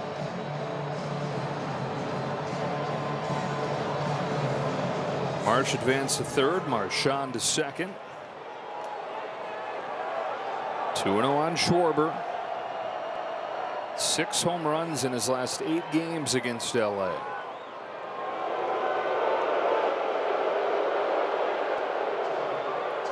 Dave Roberts pulls the infield in.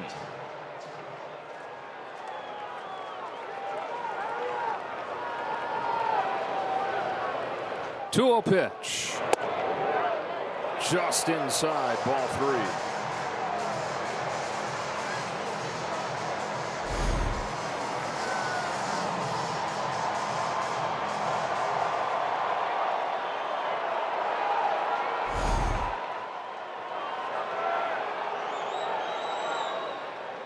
Swing and a miss. Green light.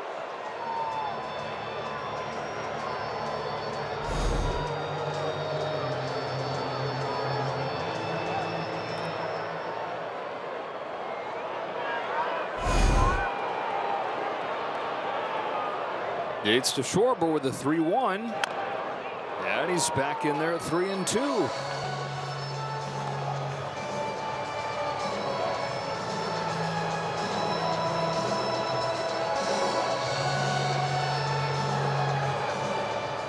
Been nothing but splitters so far.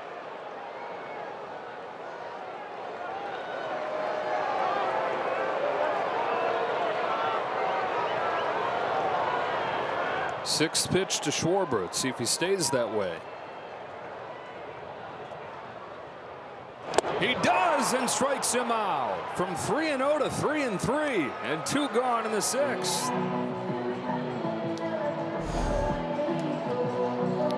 Yates being stingy. 3-0 in with the splitter. Threw 6 of them. Schwarber can't believe it. You got to throw me a fastball at some point. That's the 7th of the game. Jumbo jacks for everybody tomorrow. 2nd and 3rd, 2 out, and the hitter's Turner.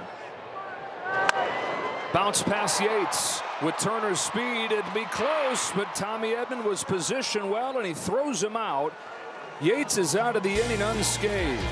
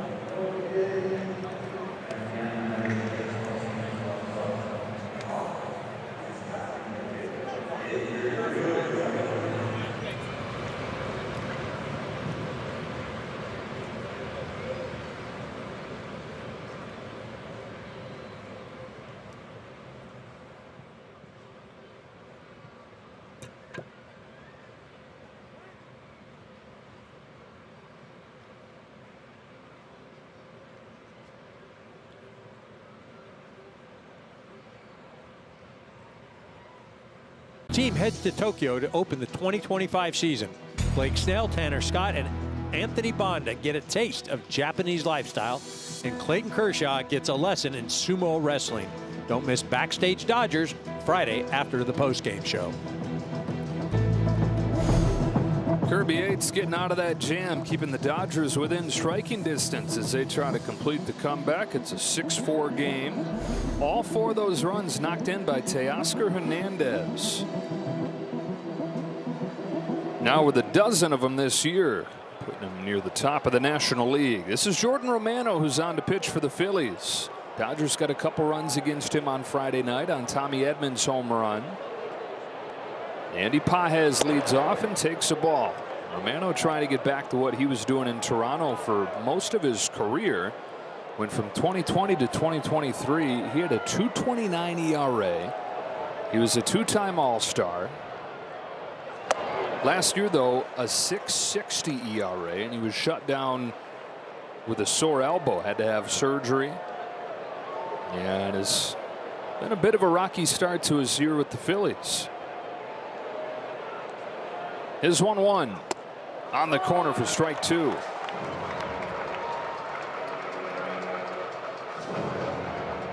Pages has twice flied to center and is 0 for his last 18. Lot to look at here with Romano. His 1-2 pitch is floated into right center. Marsh on the run, won't get there. Leadoff hit for Pages.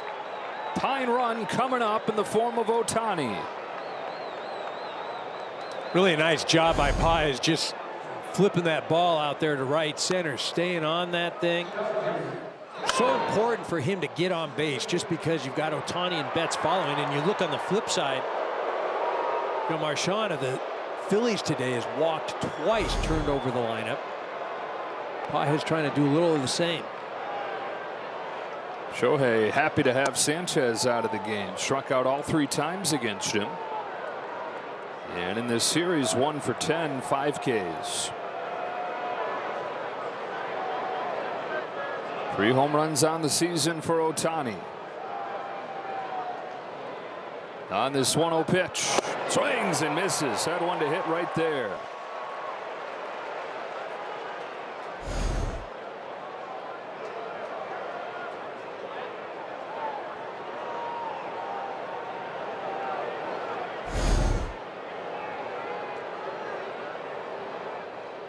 The 1-1. Checks his swing, laid off, and he's ahead 2-1. Always a big swing pitch right there. 1 ball, 1 strike. Those check swings shifts the count in the hitter's favor right here. It was borderline. Wow.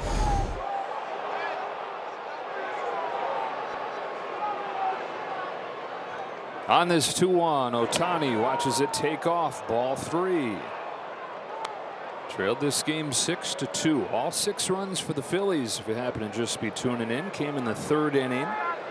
Table was set with 4 walks and then a grand slam from Nick Castellanos. The 3-1 fouls it off, and the count is full.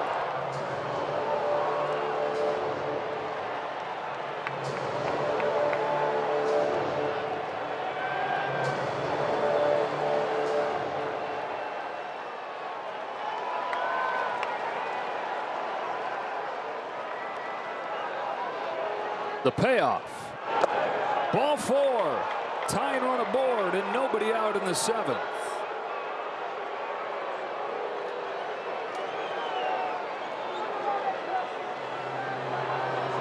Romano, who has yet to make a good impression on these Phillies fans, is hearing it. Ryan Kerkering gets ready. And Mookie Betts comes to the plate.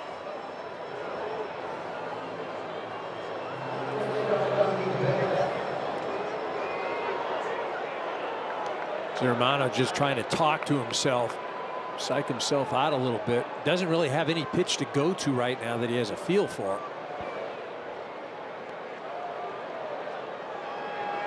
Two on, nobody out. First pitch to Betts, very high. Mookie's faced him 4 times and reached 3 of those at bats. Today's 1 for 3.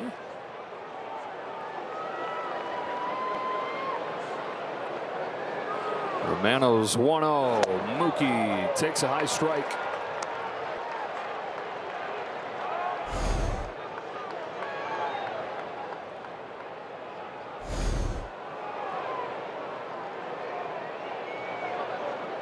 Single for Pages, walk for Ohtani. And now Mookie bats. Hits the ball hard to left center field. That's headed for the gap, and it's down all the way to the wall. Pages in to score. Ohtani stops at third on a Betts double. The Dodgers are within one.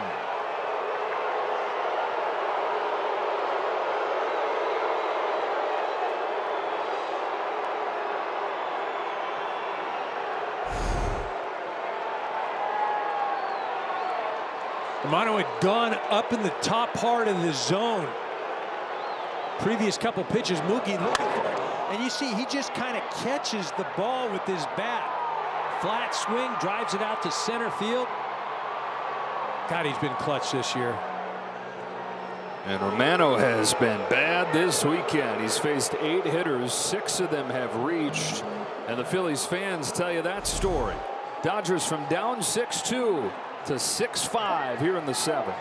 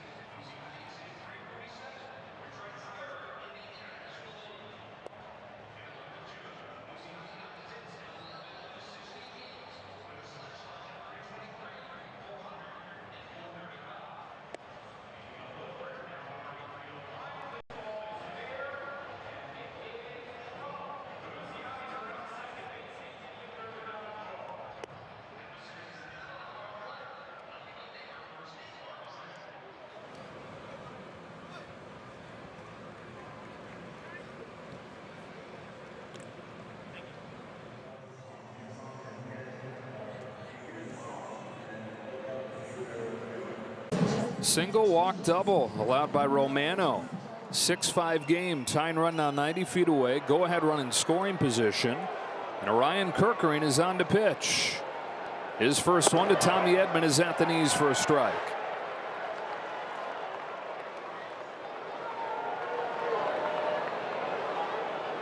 Edman 1 for 3 in this game.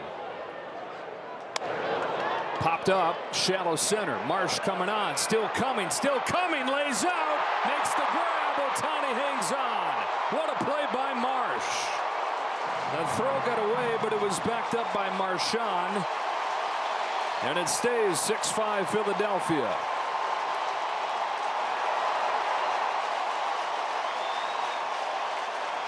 Really a heck of a play by Marsh, and Ohtani doing the exact right thing. Got to get off a little bit more in case it drops and you can score, but tries to hustle back. Marsh does a nice job in the transition of sliding, catching. Watch how quick he gets up. Probably the wet grass helps him as he just slides along, and good footwork, and Ohtani unable to make an effort to get home. Here's the guy, though, Teoscar Hernandez. 3 for 3 with a pair of home runs and a double. He's knocked in 4. At first base open, he's getting all sweepers out of the zone. Yeah, I mean, I'm not even messing around. Will Smith waits on deck.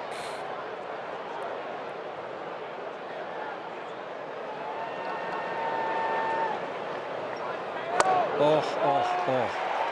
That was a backup. That was a sweeper. That thing just backed up. And that's a problem with, well, don't give him anything good to hit, but because you can make a mistake like that. You got first base open. I would not mess around with it. Kerkering's 2-1. A fastball misses. With these 4 runs batted in today, Teoscar Hernandez second in the National League, only to Kyle Tucker. 12 of them total. Ohtani at third, Betts at second. 3-1. Swings away, flies it to right. Castellanos does not have a great arm. Makes the catch, throws home, cut off by Harper, tied at 6. The Dodgers charge back, and in a fitting way, they've tied it up. Teoscar Hernandez with his 5th run batted in, 6-6. Have a day, Teo, huh?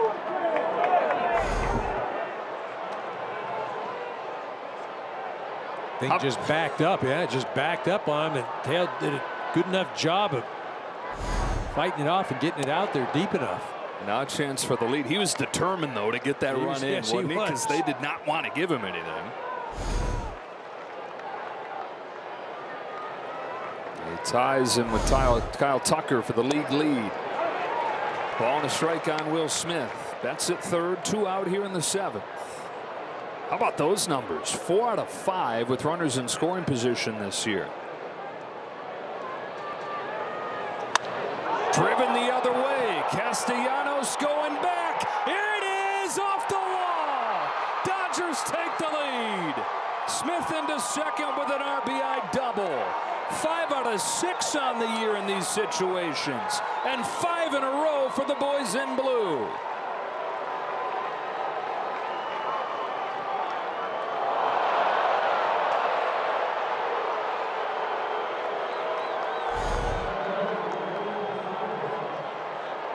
Just a 4-seamer right over the middle part of the plate. Will lets it travel and hits it off the top of the wall. And this is after Will, his previous 2 at-bats, he had struck out, didn't let that impact him at all. It comes up in a clutch situation. Like he's been doing all year, coming through. Dodgers already have a comeback from down 5 against the Tigers last Friday. Trying to make it 2 comebacks of at least 4 runs. 2-0 on Conforto. They had 3 comeback wins of that sort all of last year. 4+ runs, and still a ways to go in this one, but it would be 2 already.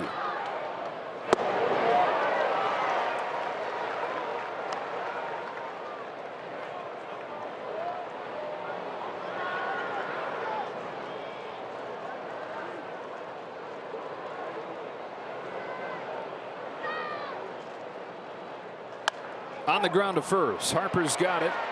Takes it himself. That's the inning. But the Dodgers with 3 here in the 7th. They lead it 7-6 as we stretch in Philly.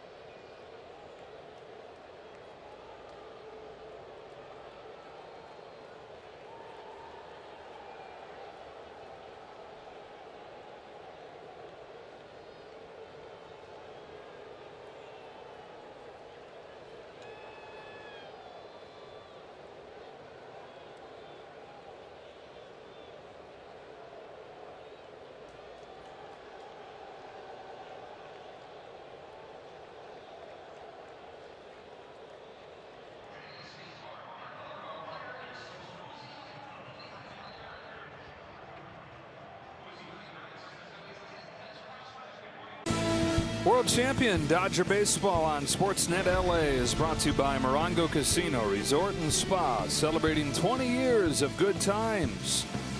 And by your Southern California Ford dealers, check out the full lineup of stylish, powerful trucks and SUVs. It's time to see Ford in a new light. 5 unanswered for the Dodgers, 7-6 to the bottom of the 7th. Mookie Betts, RBI double. Teoscar Hernandez, his 5th run batted in, and then the go-ahead double from Will Smith. And now Blake Treinen comes on for his first outing since Tuesday. Dodgers ahead for the first time since that 6-run third from Philly. Harper leads off. And a check swing on the first pitch, but he did go around as these old Washington Nationals teammates face off. Treinen, the 4th reliever for the Dodgers today. Wasn't a good start. First pitch that the bullpen tossed was hit for a grand slam off Alex Vesia. He wound up getting 3 outs, no further damage. Jack Dreyer 2 1/3, no runs. Kirby Yates 2/3 of an inning. And now Treinen to Harper with ball 2.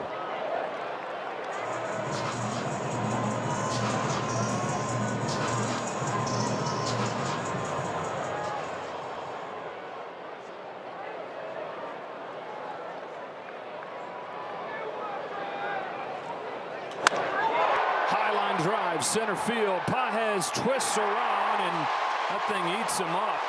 Harper's got a leadoff double.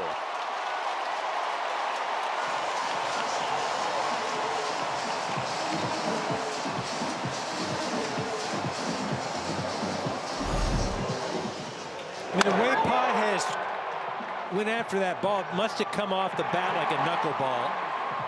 Just going in all different directions. Tough to read at all. Yeah. I mean, it had to be a knuckleball. Just the way that he had that route. He was going one way, then the other.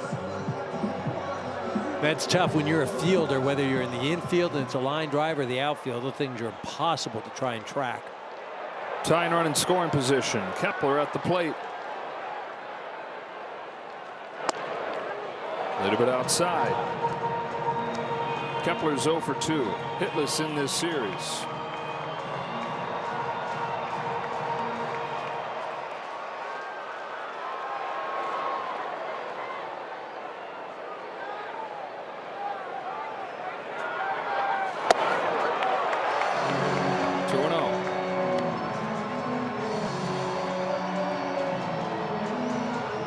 Strom and the Phillies spin.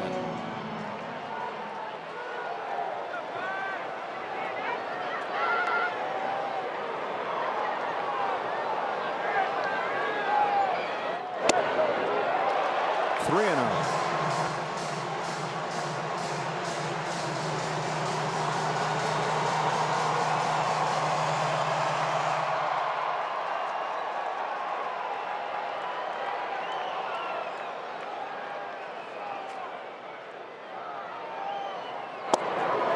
That's a 4-pitch walk, and the first 2 Phillies have reached against Treinen here in the 7th.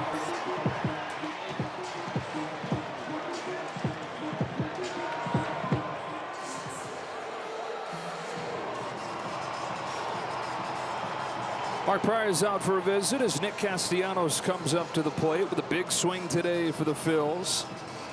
Grand slam back in that 3rd. Yeah, I think you go out to the mound and give Treinen a little breather, but you also remind he and Will Smith that Castellanos, the last time he came up in a big situation, he jumped on the very first pitch that Alex Vesia offered. May try to do the same thing here. Always been the MO for Castellanos. Aggressive.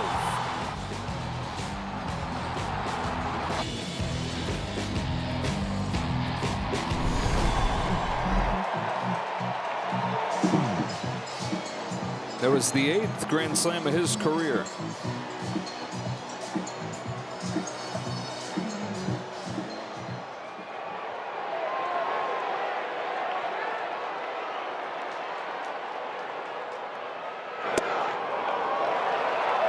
Ball 1.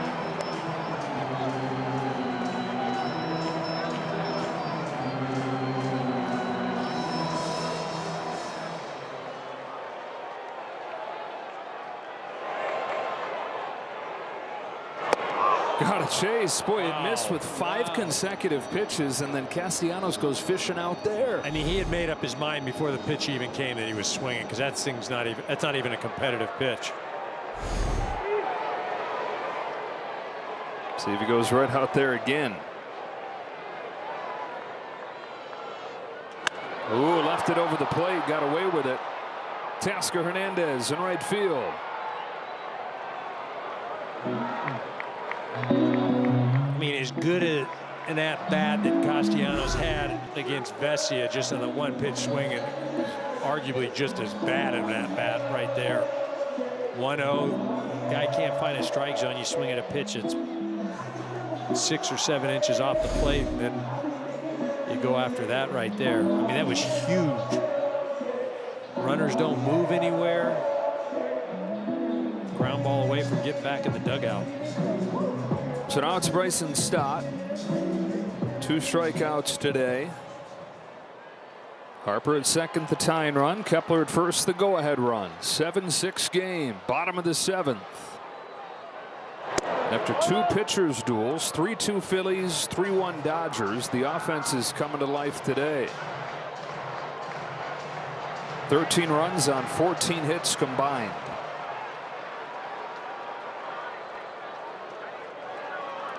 Trinan's 0-1. Stott hooks one into right, base hit past Edman. Harper read it well and will score to tie it.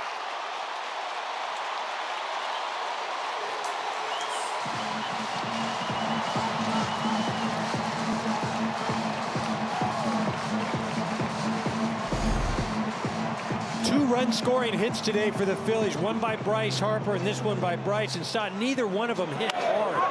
That ball came off the bat at 69 miles an hour and just eludes Tommy Edman. Again, doesn't matter how hard you hit it. It matters where you hit it. Phillies found some grass. And now they've got their guy coming up, and Edmundo Sosa, who's hitting .579. He's got his 5th multi-hit game out of his first 6 games this year. Runners at the corners, 1 away. Sosa takes ball 1.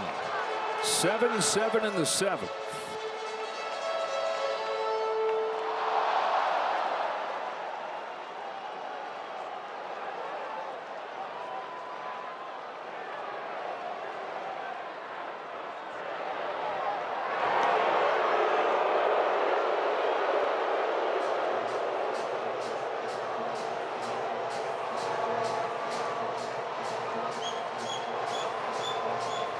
Bryson Stott over there at first base, 63 stolen bases in 69 tries the last 2 years.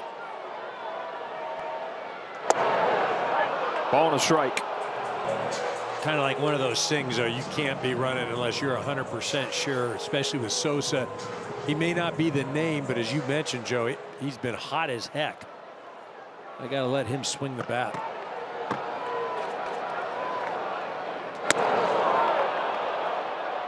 Checked his swing, and he had a pretty good feeling that he checked if he was the one asking. Tell him, he said. Points down there. Tell him, Adam. Whoa. That was more like help me out. Yeah. On this 2-1 from Trinan, Sosa pops it foul, 2-2, and Trinan, who's got good strikeout stuff, could use one right here.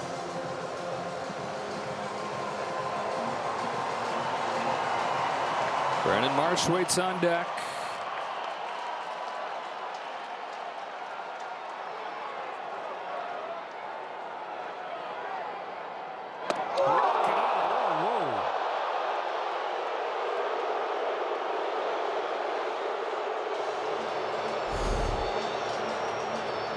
Nothing will wake you up quicker than 95 at the lips.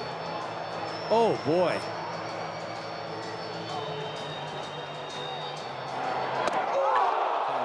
Seeking missile. Lip-seeking missile. Oh yeah. Now you got it. I mean, you throw that slider sweeper right here. I mean, there's no way that he can be protected outside after that. No way. Here's the payoff. Ground ball to third. Fire to second one. Over to first. Dug by Muncy, but late. The Phillies have taken the lead. The Dodgers say, hang on, let's take a look. Sosa, one of the fastest runners in the league. One of the only guys that was going to beat that out.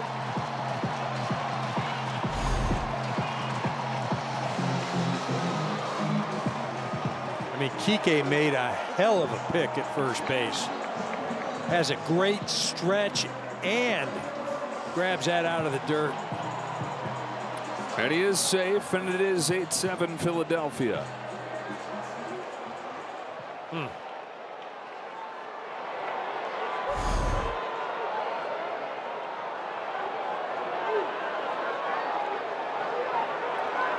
First 2 runs that Trinan's allowed this year.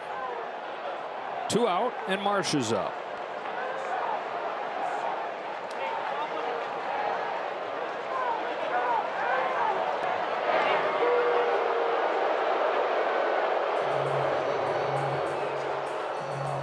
I think Kike broke his glove. Gonna have to get another one. Webbing. Well, you got the big swing of Castellanos, but you've said it a couple times. Walks have been the biggest story today. Dodger pitchers have issued 8 of them, and 5 have come in to score. Just uncharacteristic. And watch this ball right over here. Just snaps the webbing.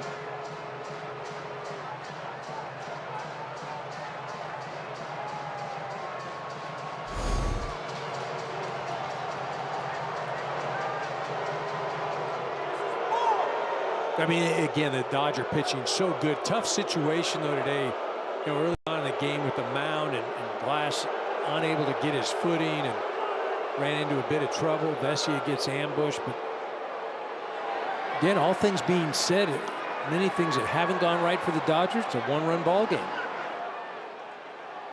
Former Philly Luis Garcia begins to warm. Kike's got his glove fixed.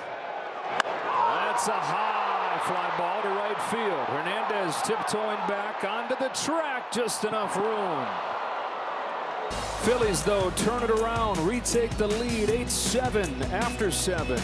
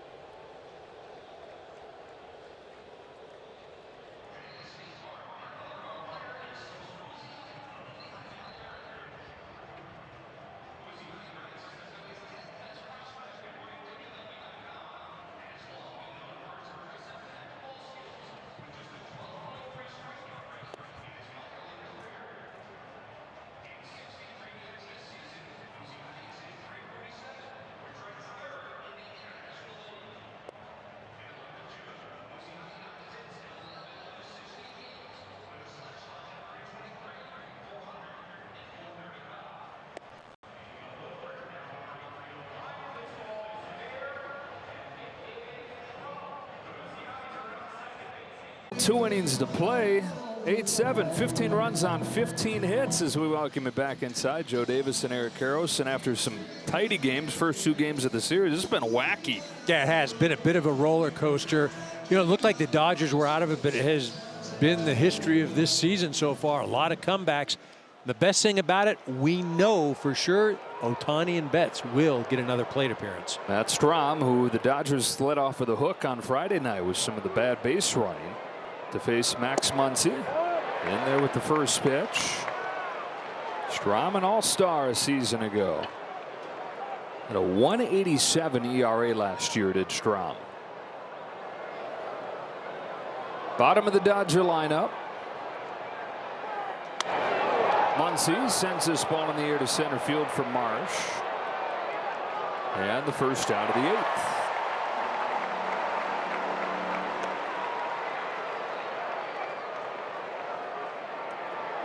Here's Hernandez.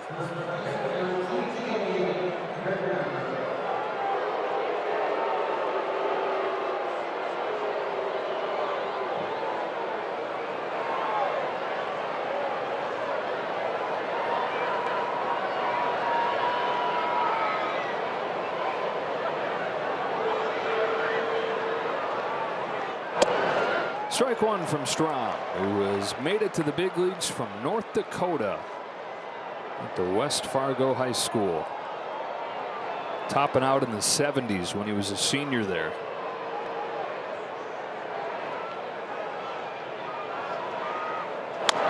Loved baseball, though, wanted to keep pitching, so he goes to a tiny junior college in Kansas. Drafted in the 21st round by the Royals. Made it to the majors with Kansas City, then he gets traded to San Diego, then to Boston, then to Philadelphia, and in his 9th year in the majors, that breakout season and an all-star for the first time. His 0-2 to Hernandez is upstairs.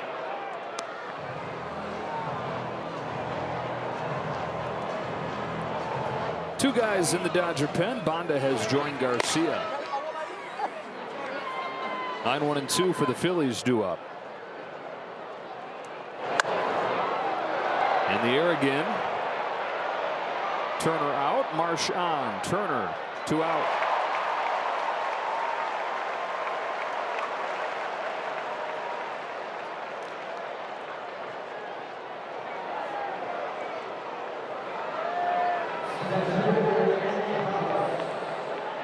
Pages ended an 0 for 18 with a base hit to start the 3-run 7th.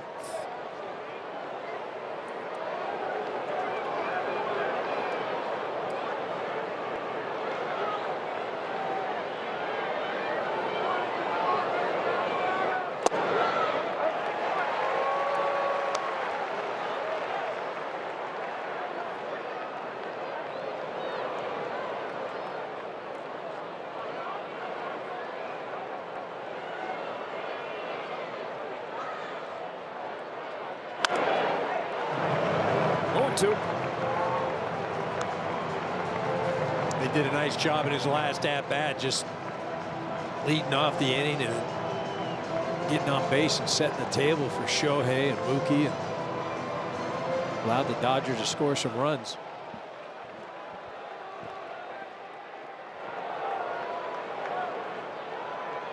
Strom fires. Pages grounds it along the line, foul. We'll do it again.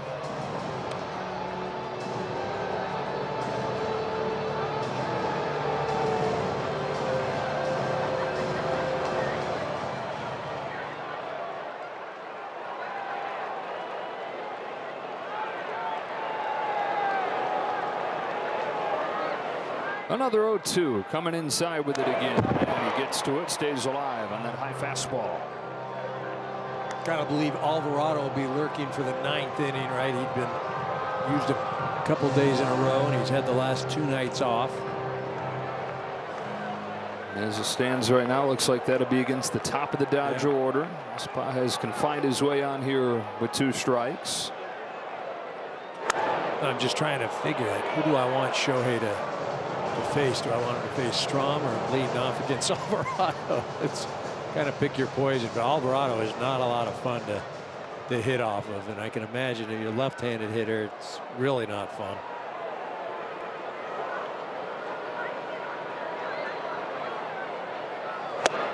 One, 2, 3, 8th inning for Matt Strom. And so will be Ohtani against Alvarado to start the 9th.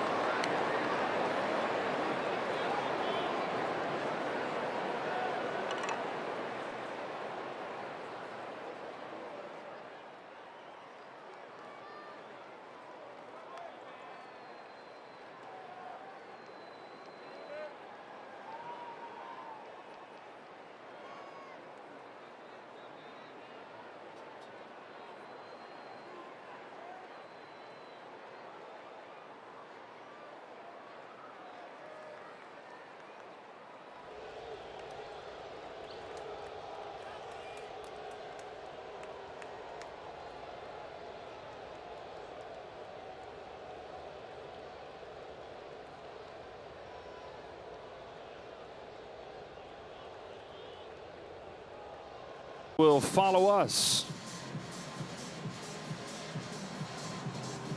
Dodgers down 8-7 as we go to the bottom of the 8th inning. Jerry's hoping that he's watching an 8th comeback win out of the first 10 wins this season for LA. They trailed this game by 4. They came all the way back to take the lead 7-6, but the Phillies retaking the lead with a couple runs in the 7th. And now it's the old Philly, Luis Garcia, on to pitch.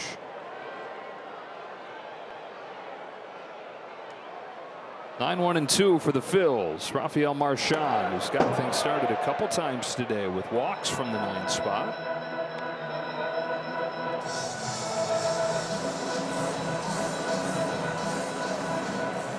Garcia facing the team that gave him his chance. First 6 years in the big leagues came with the Phillies. Inning in a third scoreless against him on Friday. After those 6 years with the Phillies, 6 other teams the last 6 seasons. What is it with Marchand, huh? I don't know, but that's 17 pitches he's seen today. He's only seen 3 strikes. Wow. 3 strikes and 17 pitches to the number 9 guy. I mean, that's just not ideal when you're on the mound.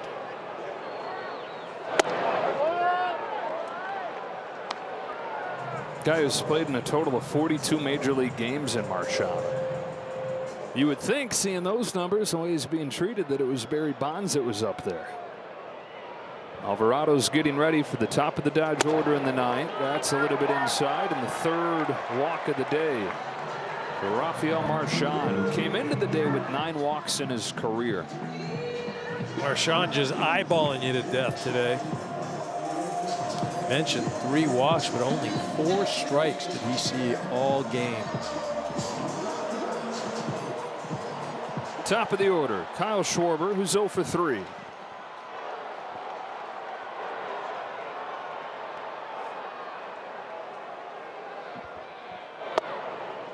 At the knees for a strike.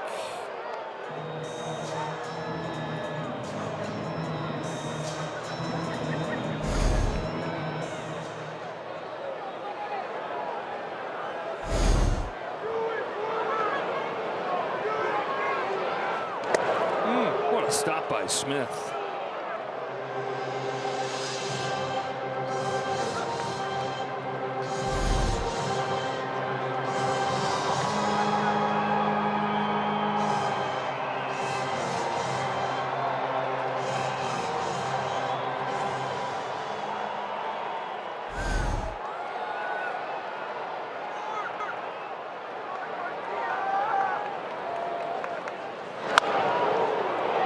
Strike 2 on the 32-year-old Kyle Schwarber. Baseball skewing younger across the sport. No mistake, though, that the 2 best teams in baseball, probably these 2 teams here, are the 2 oldest teams in baseball. Older means you've probably invested in free agency. Younger means usually budget friendly, often rebuild situations. The 2 youngest teams, 2 of the worst teams, the Marlins and the Nationals, 2 teams that have yet to spend and are continuing to build their franchises. There's a negative connotation, quote unquote, old, but Call them experienced. They're more experienced teams. Phillies have 6 everyday players who are 32 and above. Nobody's under 27 in that group.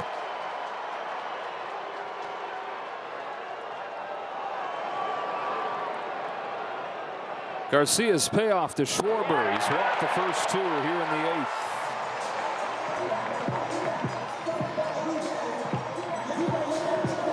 Phil's looking for what would be some deflating runs. And it's now 10 walks on the day issued by Dodger pitching.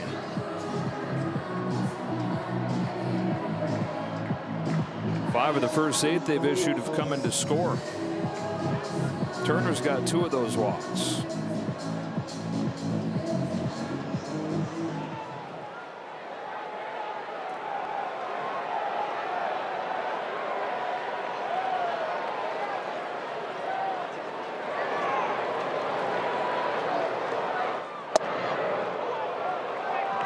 No swing, ball 1.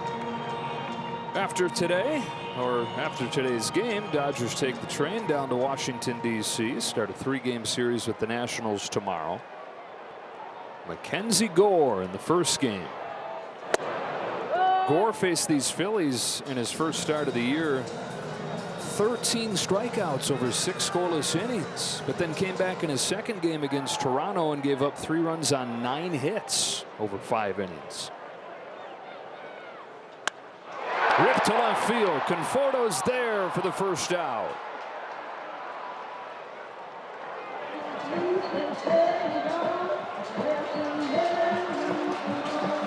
So 1 away, and up comes Bryce Harper.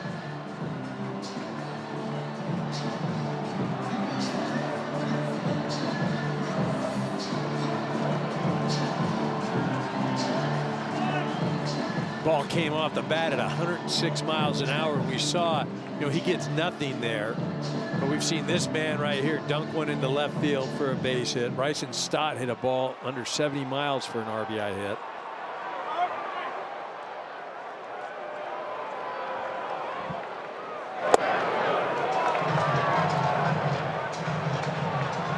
There's 10 walks, a season high, but walks a bit of an issue all year. Dodgers have the highest walk rate actually in baseball. 1-0 from Garcia. Takes off, ball 2. Well, they've been fortunate to kind of mask that because they've got such good swing and miss stuff, so they can put some guys on and turn around and strike some people out. And they've kept the ball in the yard to help mask that. Just 5 home runs allowed this year. Tied for the fewest in baseball.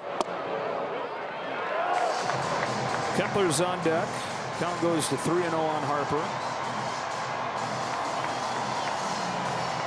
Some important runs out there for the Phillies. Ohtani, Betts, and Edman due up for the Dodgers in the 9th. Better make a pitch here. Don't throw it over the middle. Bases loaded on the 11th free pass.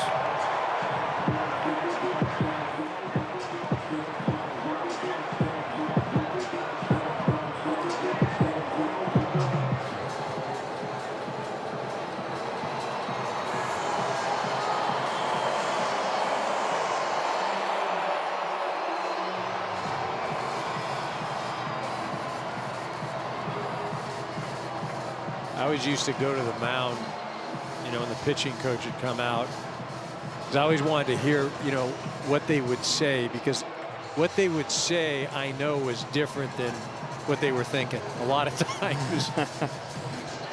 It's like they try to compose themselves on their way out to the mound because they were probably just fuming and wanted to go, what the? But, once you get out there and everybody knows things usually aren't going well, so you're just trying to get that guy on the mound in the right frame of mind, feel good about himself, and build a little confidence. Pick the right words carefully, huh? Yeah. Bases loaded, 1 away in the 8th. Kepler's up there.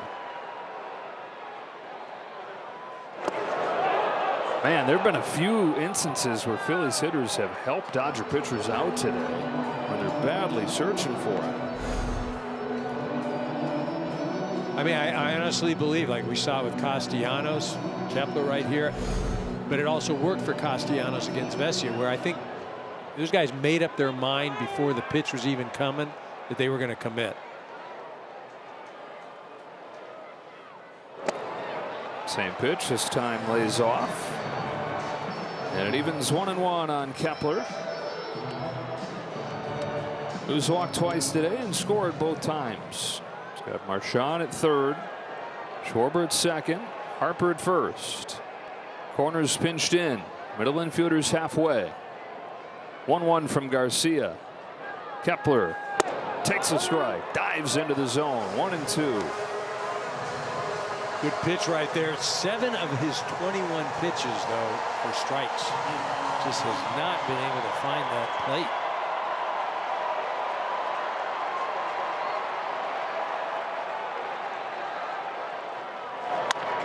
Grounded to first. Hernandez steps on the bag, comes home, a tag play, and a double play. That's the inning. So the Dodgers get out of the bases loaded jam with this twin killing. And in an 8-7 game, fasten those seatbelts. Top of the order coming up. Shohei Ohtani, Mookie Betts, Tommy Edman against Jose Alvarado.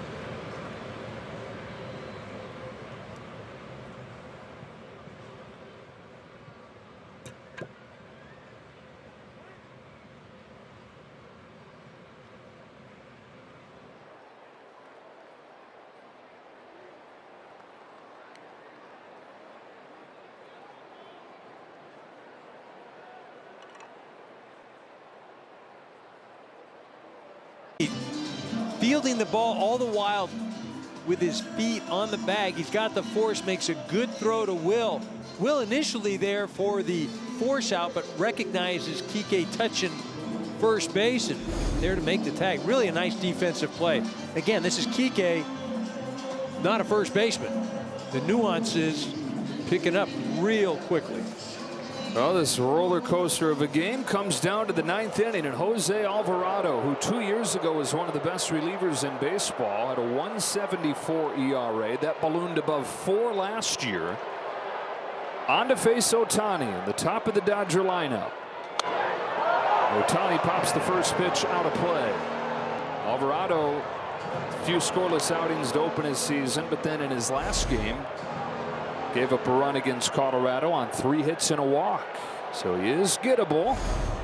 Although when he's right, good luck. He has struck out 10 of the 18 hitters that he's faced this year. Is 0-1 to Ohtani. Grounded softly at first base. Harper to get Ohtani.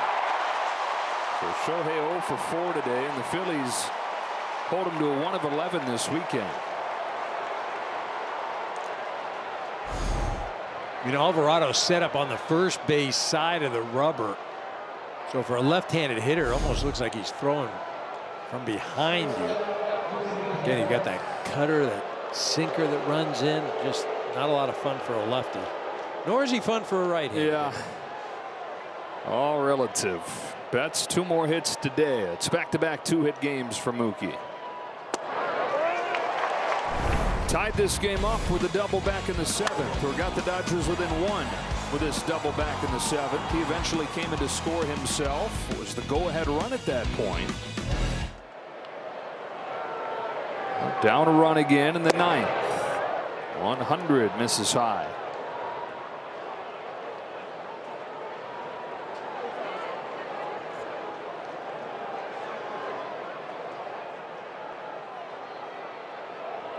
Tying run at the plate, 9th inning. 1-1 pitch.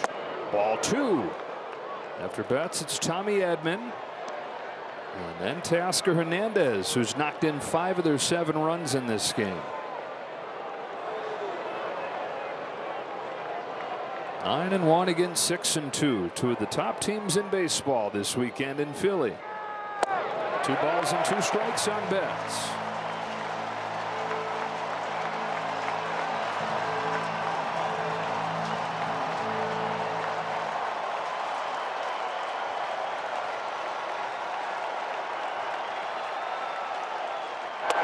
Full count.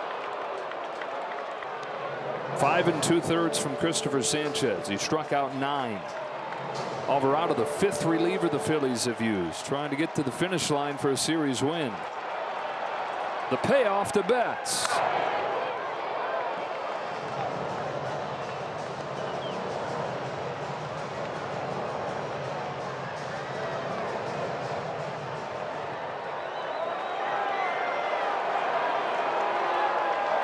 Nothing but sinkers so far to Mookie. Do the 3-2 again. And he lifts one in the air to left center field, but not deep. And Kepler for out number 2.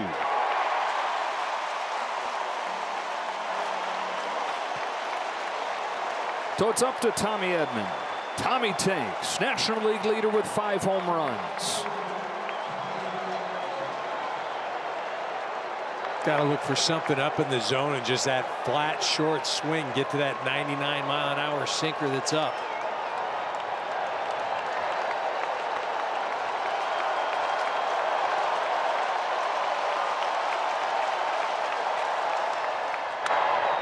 To short and Turner. The Phillies take 2 of 3 from the Dodgers.